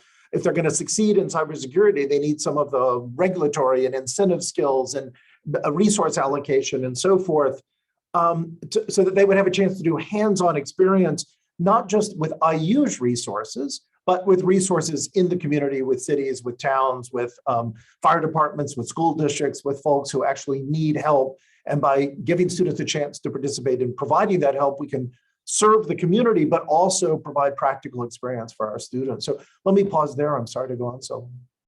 No, I think that's great. Jarek, how about Notre Dame? Yeah, hi everyone. Thank you. Yes, at Notre Dame, we actually don't have a cybersecurity major. Our computer science department has a number of courses that relate to cyber security, like cryptography, secure software, general cybersecurity course. We have a business school, Mendoza, that has several related courses on cybersecurity. In the Center for Research Computing, we mostly do hands-on kind of internships for students. We usually have around 20 undergrad students going through our internships. Some of this is funded through the ONR ROTC program, where we actually train the ROTC students in cybersecurity, wireless communications, blockchain, etc. We work very closely also with National Science Foundation's major facilities under the CI Compass project, where we also have a number of internships, and some of them might be in cybersecurity area. In the arts and letters, there is a computing and digital technologies program minor, and there is a program related to cyber safety and security. What I like about this program very much is the collaboration that the program has with the St. Joseph County Prosecutor's Office Cybercrime Unit, where we actually have 20 sworn-in undergrads who are digital forensic investigators and work on real cases for the county. It's an amazing program under which, you know, the students, for example, with the economics background or major, change their career path and go into cyber investigations. So this is all we do. I think it's a pity that Notre Dame doesn't have a cybersecurity program, and I hope that we'll have discussions what's going to happen there in the future. So yeah, I think I have some thoughts and questions and so on, but I think I leave them for later. Thank you. Oh yeah, no, definitely love to hear that. All right, so let's go to IUPUI, the combination of both schools. Feng, what's going on at IUPUI? Great, thank you, Satrice. And exactly like you mentioned, we actually benefit a lot from both the IU side and the Purdue side on the cybersecurity. Actually, we also benefited from Notre Dame because we visited your cybercrime unit last year, and currently we are building something similar with the IU Police Department there. But for us, cybersecurity is always like a strength area that IUPUI put lots of focus on. And in the past 2 years, to address the gap that has been mentioned, we actually built and received the ICHI approved BS in cybersecurity degree, as well as the MS in cybersecurity and trusted system degree. So we built these two programs because we believe cybersecurity is such an important area, and we want to kind of gather the multidisciplinary, interdisciplinary team to support it. So for IUPUI, this actually is a collaboration. So this 2-degree program is a collaboration by the CIT program, the computer science program, and also the ECE program. And we also have courses from departments like the School of Informatics on law and business related issues. So this is a truly interdisciplinary degree that we've developed to answer the need for cybersecurity talents. And also, we've benefited from several National Science Foundation programs to increase our efforts in the cybersecurity area. So we had we also have a SFS capacity building program before. It's on mobile security, and we also have a National Science Foundation research experience for undergraduate program, specifically focused on mobile security also. And we had a pretty unique research experience for teacher program, which kind of connect to some of the discussion happened in last panel, that we kind of connect with some of the high school teachers to help them to add cybersecurity to their curriculum for the K-12 students there. And also we are collaborating, maybe Joe mentioned it later, we are collaborating with Purdue on a PCAP program. This is a paid apprenticeship program that is funded by US Department of Labor. IUPUI is part of the partner with this. We offer the MS degree to that program there. So we're excited. Lots of things are happening there, and we are also very happy to benefit from IU, Purdue, and Notre Dame's effort in the cybersecurity field. Excellent. And last but not least, Joe from Purdue. Thank you, Satrice. Yeah. So to come to your question of what are we doing to attract more students to the to cybersecurity, there's a number of things we can talk about. I've stopped talking about our programs at Purdue and started talking about the cybersecurity ecosystem at Purdue. Jarek made the interesting comment that there's not a cybersecurity major at Notre Dame, but I think we all, certainly on this panel, recognize that some great cybersecurity talent is getting educated at Notre Dame, is going there. So Purdue actually developed the world's very first cybersecurity degree. It was the first accredited, but it's called the Interdisciplinary Information Security. Well, that degree actually predates the term cyber. So it just tells you about how interesting the field has become. I get frustrated sometimes with the academic rankings, as I'm sure my peers are as well. There was one that recently came out, and they ranked Purdue, I think, number 7, and they talk about just one of the programs that was at Purdue, the very, very strong cybersecurity major. But that's one of just 18 different departments at Purdue that is teaching cybersecurity or conducting research within the area. It didn't talk about the cybersecurity track within the computer science department, didn't talk about the interdisciplinary, it didn't talk about the cyber economics and metrics programs that are across campus.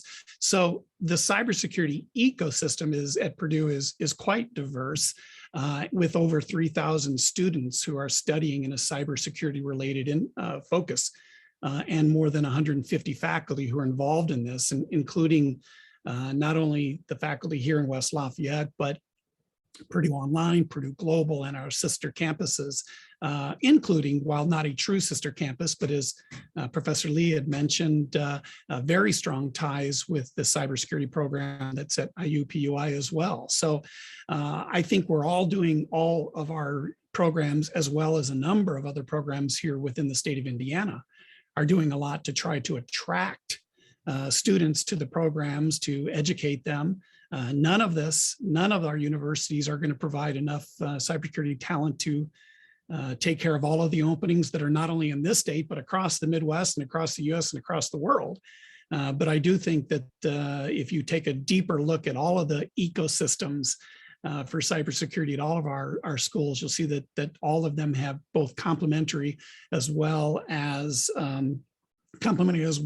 programs that pick up where the others left off. You know, and Joel, you know me well enough to know I appreciate the ecosystem viewpoint.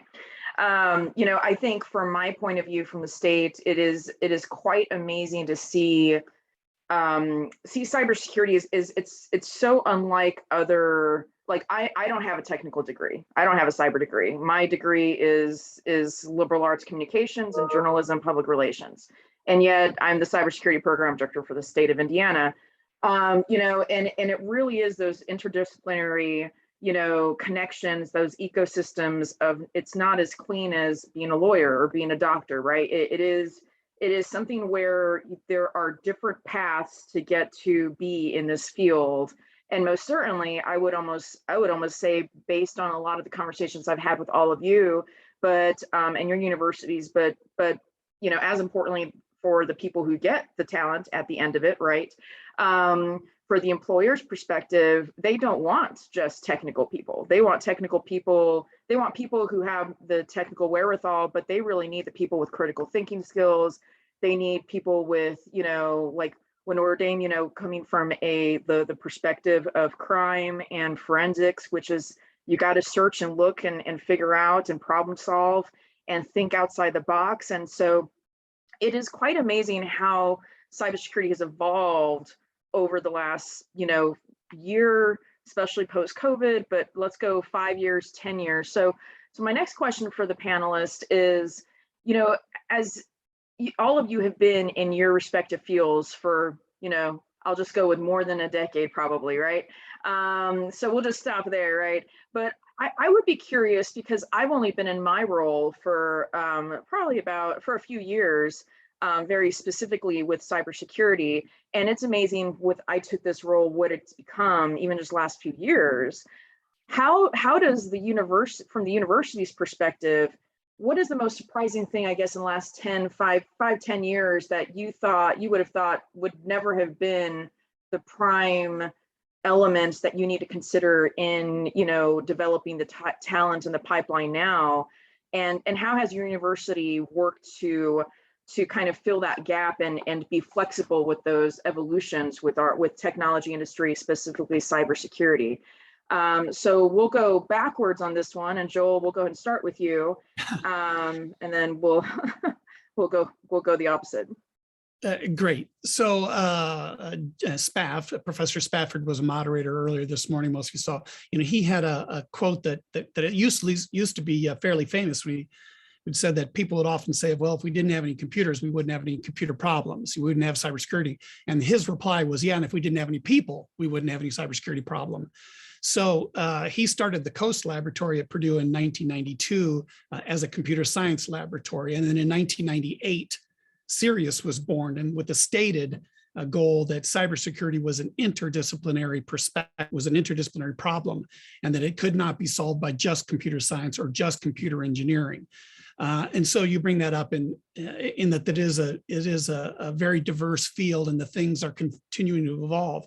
I would point out that, and I asked my fellow panelists to fact check me here, but I believe that Nist came out and identified 23 specific jobs that are all cybersecurity, not a cybersecurity job with 23 focus, but 23 unique jobs that are cybersecurity focused.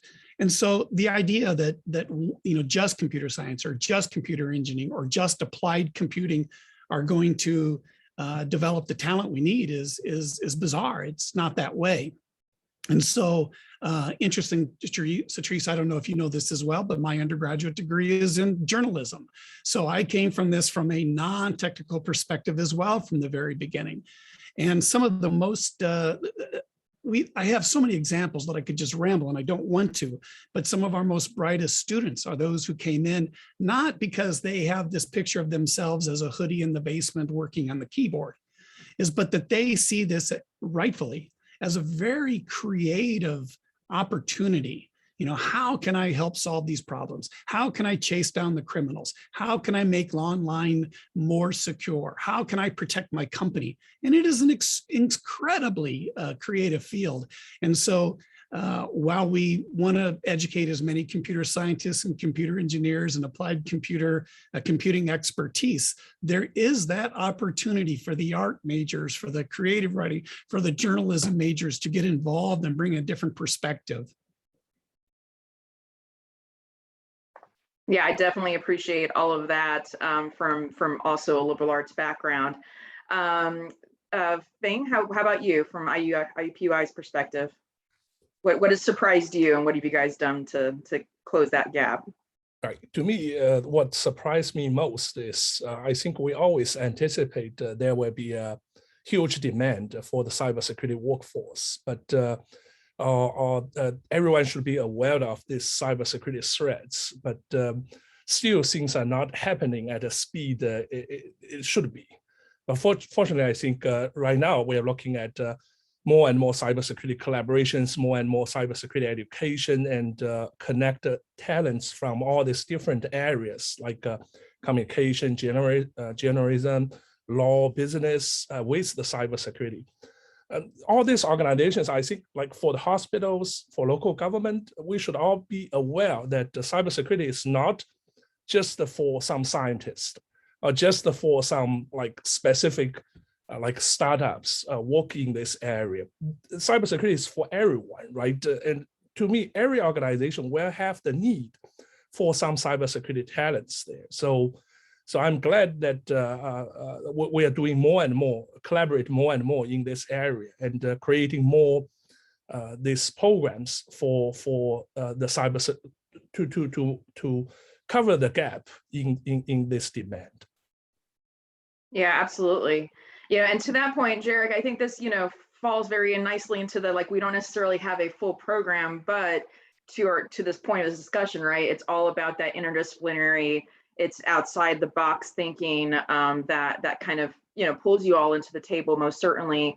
And what have surprised you? What do you think Notre Dame is doing or coming in the future? And you're mute, sir. There we go. Yes, I came to Notre Dame in 2009 to really start the Center for Research Computing. And at that time, still, the scientists thought like we should open all the ports. We want to collaborate freely with other academics, and we want to share our data freely. We want to have means to contact anybody and send anything we want. And at that time already, we knew cybersecurity would be very important also in the scientific computing world. And it was actually surprising to me how quickly we were able to convince faculty, researchers that cybersecurity is not just a toy, that is very important also for research world, and how quickly they change, their appreciation of cybersecurity. Today, we have cybersecurity compliance officers in most of the research computing centers, and we follow FISMA, we have HIPAA programs, we have CUI, and some even secret and top secret, right? So it's amazing how quickly we kind of adopt it, but again, we still need more and more workforce. Yep, the need is most certainly there. Fred, how about you? And I know you've only been in this field, just a few years, just like me, right? No, but you have a significant amount of expertise. You've written on this. You're published in this. I mean, what has surprised you most over your career, and what kind of maybe pleases you, or you see, coming down the pipe, even for you in Indiana University, and how you guys have worked to make sure you're getting ahead of those trends? So you would think I've had enough time to come up with something different than what other people have said. But let me just quickly touch. One, the most surprising thing to me is that 20 years ago, I was called into a meeting, which actually SPAF had prompted here, in which our then CIO, then became our president, said, we need to create a applied research cybersecurity center. And he said, I think Fred should lead it. And I'm like, I'm a lawyer. Why? You're out of your mind. I have a history background. I don't have a computer science background. And he said, this is not a computer science issue. We can make the best mousetraps in the world, but if we can't get anyone to use them, it's not going to make any difference. And so the thing that surprised me most is that he was right. And it always hurts me to admit when my boss is right, and especially 20 years later. But he certainly was right. In other words, this is still, and so if you want evidence of that, just look, we are still giving the same advice we were giving 20 years ago.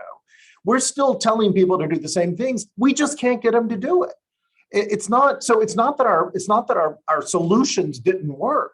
It's that it's really hard to get people not to use the same password, share passwords, to get companies to stop using passwords, and so I don't mean to say there's not been any innovation here, but I mean to say that the core of the issue, update your stuff, use decent, antivirus software, these are all things we've been telling people 20 years ago, we were telling them. And so I would just make the last point. I think that's really why we have one problem getting people into cybersecurity today, because in reality, we may be still looking for the wrong type of people. So we still, no matter how much we talk about interdisciplinary, and we do interdisciplinary. I mean, at IU, we graduate more graduates out of our business school that do cybersecurity than we do out of our computer science programs that do cybersecurity. But nevertheless, I really think the future might be in more identifying people in place and giving them the tools they need. So it may be in executive education, in quick things they can do online, in an ongoing, like a subscription relationship where, once a quarter you get a couple of days of updating and then you keep moving forward in your current job. Because if we've got a 2 million person deficit now, it's only going to get worse in the future.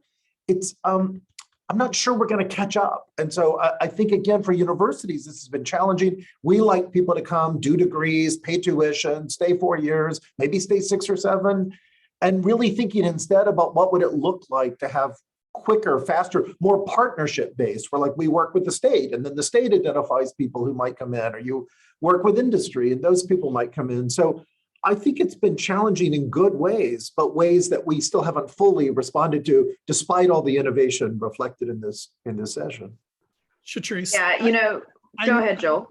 Yeah, I agree 100% with what Fred is saying, and you know, all four of the universities that are on this panel and many other universities across the state, we are all admitting a large number of students who are interested in cybersecurity, and yet we're still not meeting the need. But the one thing that observations that I know that we have here is that there are an awful lot of students who could do unbelievably well in cybersecurity, but don't picture this as an industry of interest, or that they would do well in this industry. And so, and again, I know all four of these universities have very active K through 12 programs. You know, I live in West Lafayette, the home of Purdue. My kids went through great school systems here, but I remember being frustrated, and both of my kids are out of high school by several years now, but I remember being very frustrated that our local high school was not really providing very good computer science or cybersecurity education to the students in high school. And I remember thinking, my gosh, we talk about how this is important. You know, Purdue is known as a cybersecurity school, and even some of our local schools aren't providing any incentives or any insight to students that this is something that you should be interested in going into. And no knock against any other STEM disciplines, because there is a need there as well. But so many of these students come to our universities, all four of them, not even considering that cybersecurity is a career that they might enjoy, that's extremely well paid for. Job security is unbelievable because the need is out there. So while we're talking about the things that our universities can do, I would hope somebody that's in our audience has some influence with the K through 12, and that I don't propose to be an expert on K through 12 and telling them what they could do, but in the context of preparing them from college. Boy, if the high schools could do more to expose students to cybersecurity, I think we'd all be better off. Yeah, absolutely. And Joel, you just went right into my next question about K through 12. So while you say you don't want to tell them what to do, I find, I have 4 kids myself, and they're all in school still. And I find, well, one, who else is always annoyed at the fact that they don't have secure passwords even when they give the kids. And I'm just like, even my son, he's like, he always talks about, and he's 9, and he's like, I know everybody's password because it's formulaic, right? So it's like their last name and the year we're going to graduate, and I can get into all their accounts and do tests and mess them up. And I was like, all right, just because you can doesn't mean you should. But if I'm having that conversation, huh? You must be very proud. Yes, I am, and also scared because he's 9. Now, granted, he also is the one that comes to me ever since like Apple has put all the things that everybody looks at and pulls, right? He'll come to me and say, "Is this okay? Like they're asking for sensitive info. Why is this game asking for sensitive info?" I'm like, "Yeah, don't download it." And he's like, "I wasn't going to, but I don't understand why they're asking for that." And I was like, "I know." So I actually have told him, I was like, cybersecurity might be your thing, but I would say, that the K through 12 is always I hear Fred saying, and I agree with you, how do you kind of connect it to current jobs and be able to kind of evolve it as technology and everything is evolving now. But then, of course, even if we do that, even if, to Joel, your point, we bring everybody in that's in degree now, we still don't have enough. So then we look to the young generation. And so when we're looking at K through 12, what are you seeing as far as, positives and negatives? Most certainly, what are some best practices you're seeing, whether in Indiana or outside of Indiana, that are efforts K through 12 in making that cybersecurity a known entity that is not just the ones and zeros technology person? I have to be really smart in science, and that isn't always the case. And also what are maybe things we could be better at in that sense? Because I most certainly believe in the workforce ecosystem.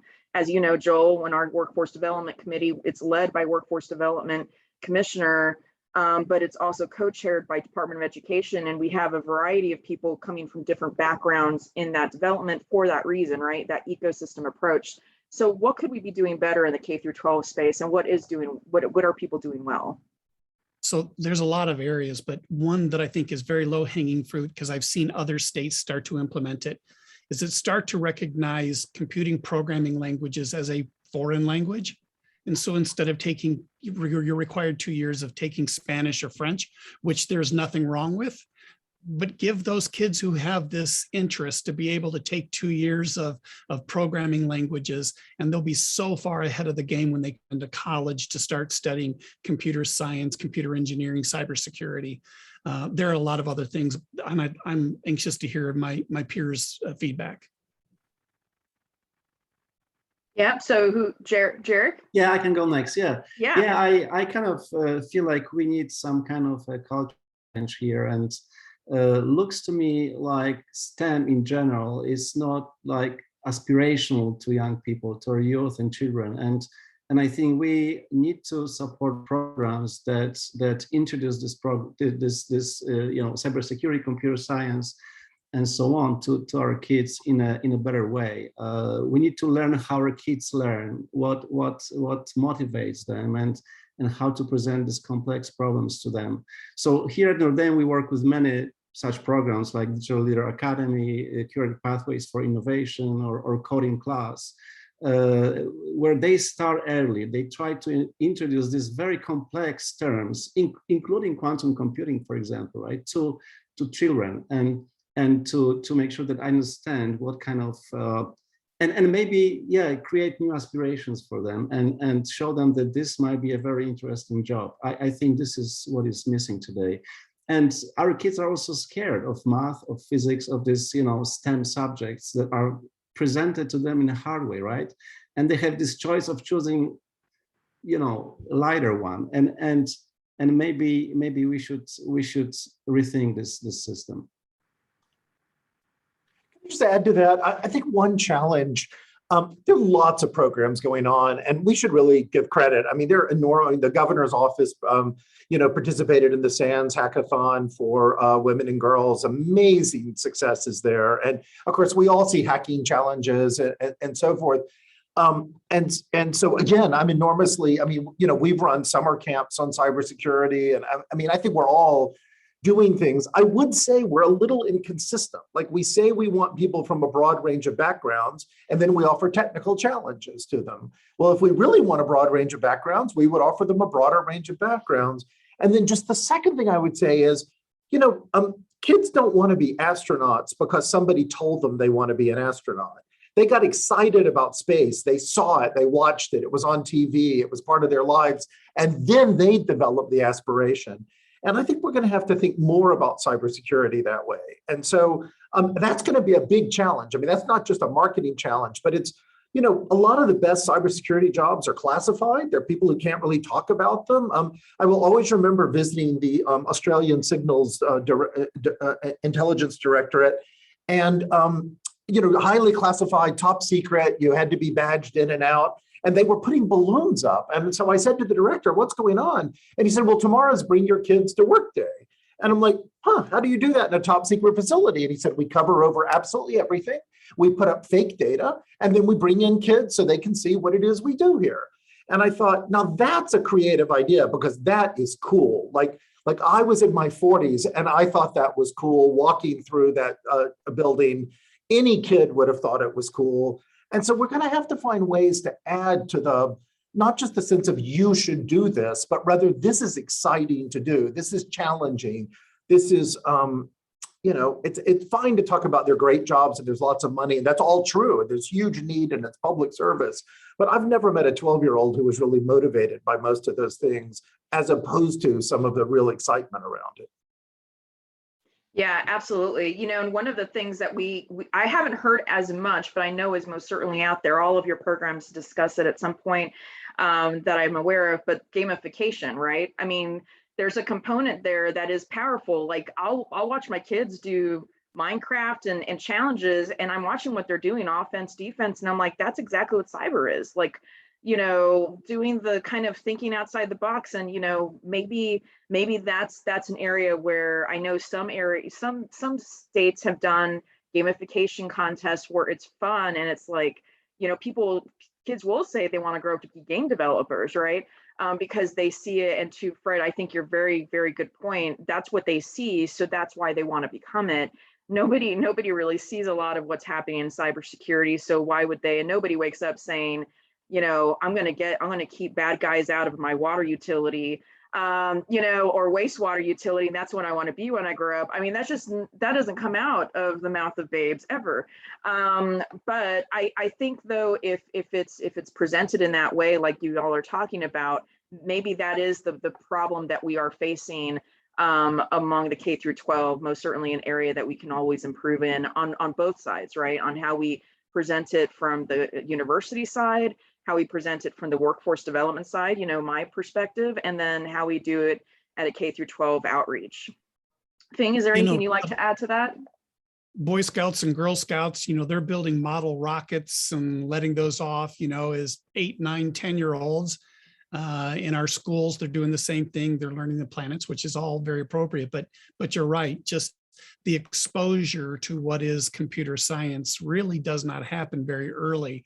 And when it is, it's presented in what quite honestly is very boring hygiene. You need to change your passwords. Well, that doesn't motivate anybody like, wow, that sounds like an awesome career. Yeah, exactly. And Fing, do you have anything to add? Yes, I fully agree with you. And I think gamification will be very, very important. And another thing maybe we can do, just let the student think, the K-12 student to think about how to attack and defend a game, right? So how you can prevent hacking from there.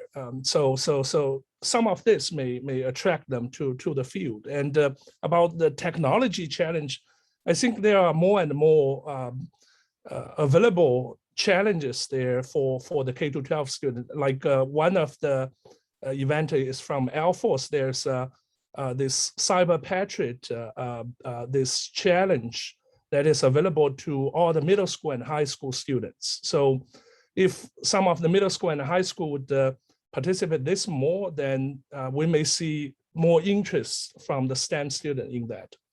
And another thing I feel it would be important for the K-12 outreach is how we can help the all these teachers to catch up with the cybersecurity development. Like Sutrice, what you mentioned, like for all the password in a predictable pattern, actually it's the teacher who did not even aware of the danger in this, right? So how we can outreach, how we can help the teachers to equip them with some of the material, some of like the gamification, cybersecurity modules, to outreach to them, to work together with them to add more awareness or interest in the cybersecurity. I think that is also important. I know IU has a network that is in collaboration with the state that is on cybersecurity education for the middle school and high school teachers. I think that's a kind of very helpful initiative for this efforts. Yeah, and Fred, I really like the point that you brought up earlier with regards to, we're saying the same things. It's not like we've changed our messaging, right? And like from back in the 80s, 90s, and in 2000s and on, right? So, not to be on the dark side of things, but we're in cybersecurity, so we're basically always are on the dark side of things. One of the things I remember talking to somebody at DoD, and this person, they did a great presentation about how basically 9/11 is what shifted a lot of things with Homeland Security. And other than there are people that were saying we needed to do it before that happened, but it was because of that. And so the grim reality, this gentleman said, was until a lot of people die from a cybersecurity attack, nobody's really going to change anything. You'll kind of do a little bit here, a little bit there, but to the point of the true change of cultural behavior, anything with regards to a society typically changes after a human life experience where we lost a whole bunch of that. Is that the grim kind of nature that you're all having to kind of prep people for? Is all we can do is prep you to that bad doomsday that many people say is on the horizon, or frankly in the background about to happen? So Fred, I'll start with you. I hope not. I mean, you're such a cheerful person. I can't believe you said that. I feel. I know. I would say this. I actually think there are lots of advocates for good cybersecurity. They just often aren't where you might expect them.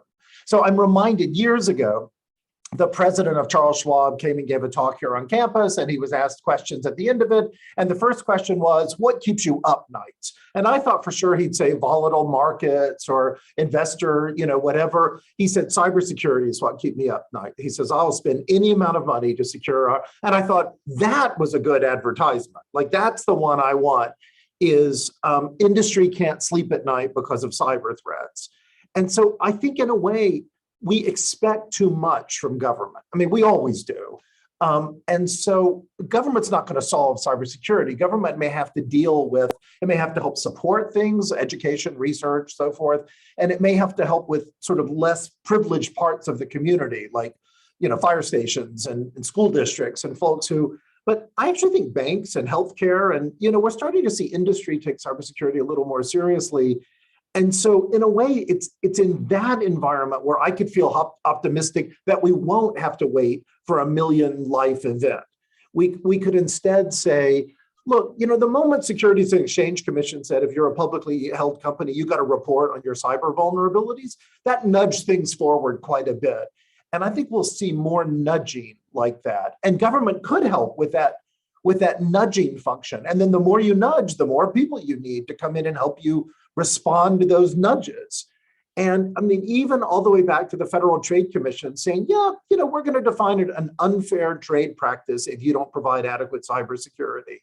And I thought, wow, like that was big news. And so maybe it didn't make the New York Times, but I guarantee you Corporation Counsel was carrying that story. So I do think there's room, maybe optimism is too strong a word, but let's call it hope. Like, we are moving forward about devoting resources, devoting time, devoting energy, and hopefully it won't require a massive loss of life. That makes me feel better. Going for you guys. Sometimes when you're looking at stars telling you that, you feel bad. So I'm right there with you, most certainly, with a lot of the efforts that we work with as a state. And I agree with you, Fred. I truly believe even with our council that we help facilitate, but cybersecurity should not be owned by one entity alone, most certainly not the government. Frankly, I truly believe the onus of that should be with the private sector and academic sector, because that is where the innovation and the people who really do drive our market work in that sense. So yeah, I'm right there with you. All right, as we're kind of wrapping up, are there any final thoughts? I'd like to kind of do a roundtable on that. Jarek? Yeah, I have one maybe good news. The research shows that the skills of our CSC, computer science and cybersecurity graduates are better than those from China, India, or Russia. And also the boys, males, are doing as well, or women are doing as well as males.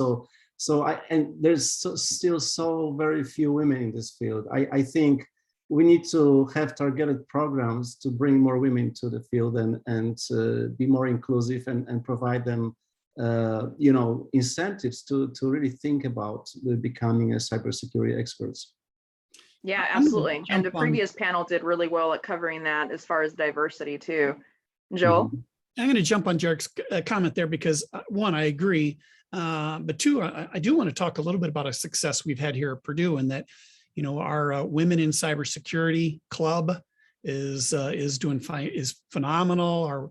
Our Women of Society for Women's Engineer, our minorities in engineering programs are doing extremely well. And I would love to quote the exact percentage of women who are in our computing and cybersecurity programs, but I know I will get it wrong. But I will say that I do know that it is far above what the national average is. And I do believe it's because we have tried very hard in supporting the clubs that are supporting our female students and our minority students.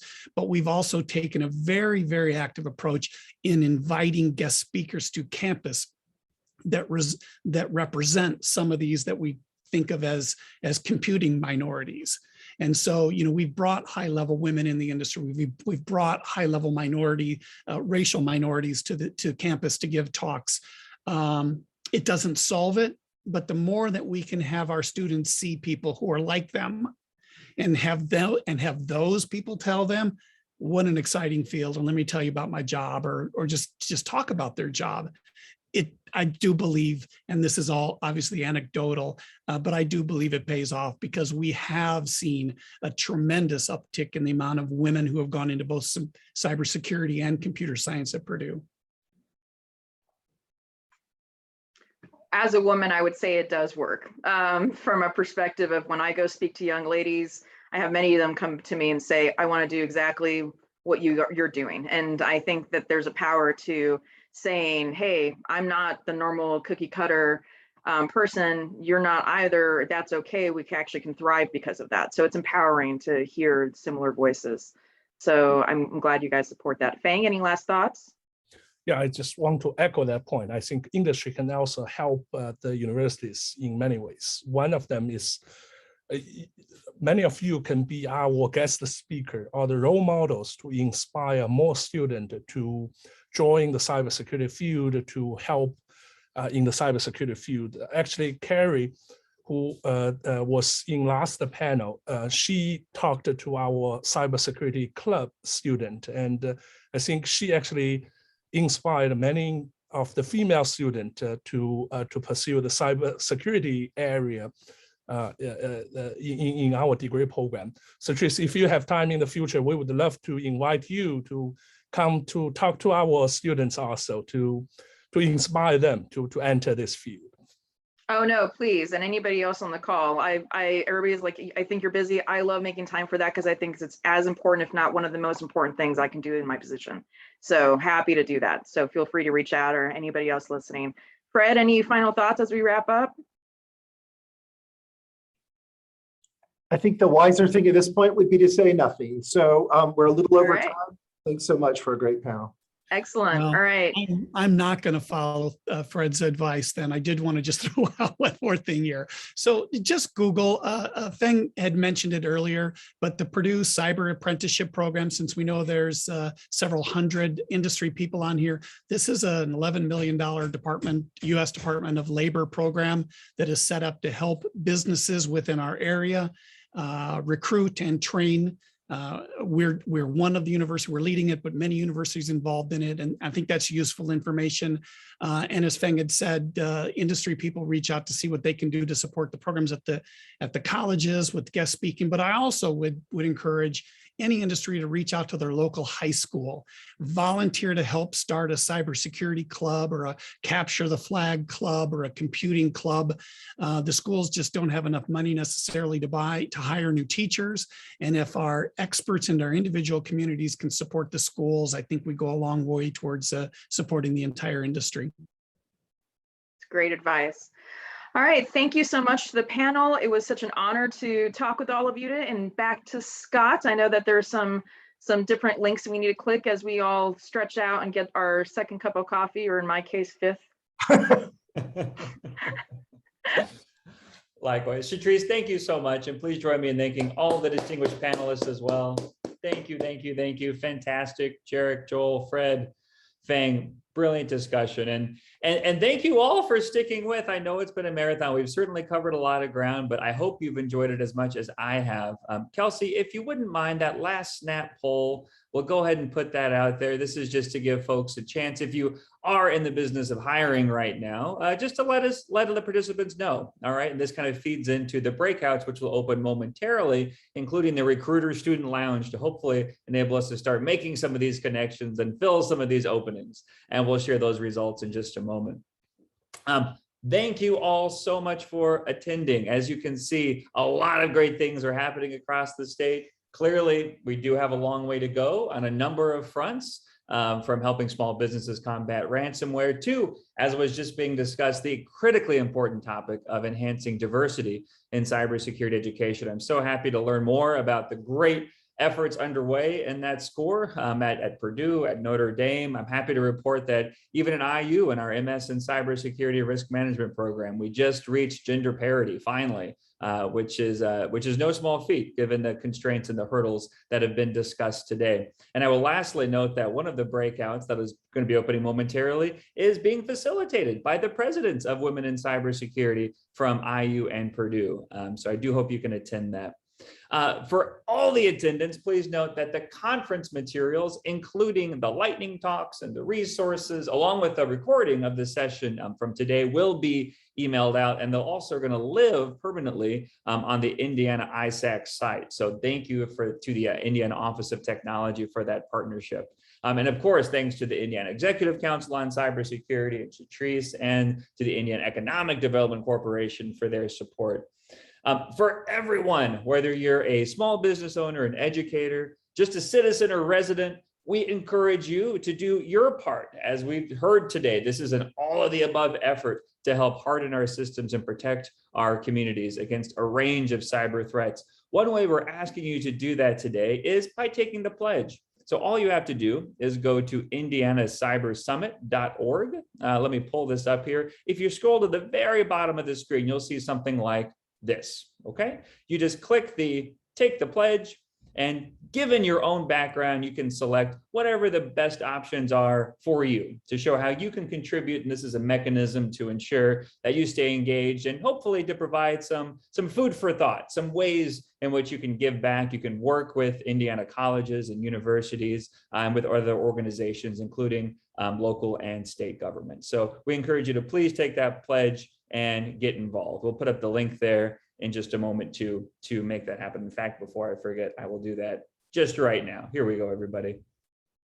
Excellent. Okay, there that is. And thanks as well to all those who responded to our poll. Shatrice, if you wouldn't mind, maybe let's go ahead and share the results there. Looks like 60% of folks on the call, and of course, this includes a sample that's not just businesses. So the results might be skewed there a little bit, but as you can tell, there are going to be quite a lot of hiring going on. So hopefully, again, we can facilitate some of that in the breakout room that's going to be opening in just a moment here. So for now, though, on behalf of all the co-conveners, including SPAF, Joel, who you just heard from, Fang, which you just heard from, and of course, Warren von Eskenbach from the University of Notre Dame, thank you for participating. Thank you all. Thanks to the panelists, the fantastic discussion. We look forward to hopefully seeing many of you in person when we get to do this, fingers crossed, in 2022 at the next Indiana Statewide Cybersecurity Summit, which is going to be forming part of this Indiana Academic Cybersecurity Alliance that we're building today. We'll be pausing now for a few minutes to allow folks to join the Zoom breakout room. So Kelsey, if you wouldn't mind, going ahead and putting the link to the breakout rooms in the chat, I would be much obliged. They were emailed to you as well. Just as a quick reminder, there's 4 breakouts to continue the conversation around research collaborations, the Recruiter Student Lounge, the lightning talks, and operational cybersecurity and capacity building. So for now, thank you all. Please do reach out with questions and comments to any of us, any of the co-conveners at any point, and happy Cybersecurity Awareness Month. See you hopefully in just a few minutes in one of those breakout rooms. Thanks so much again, everyone.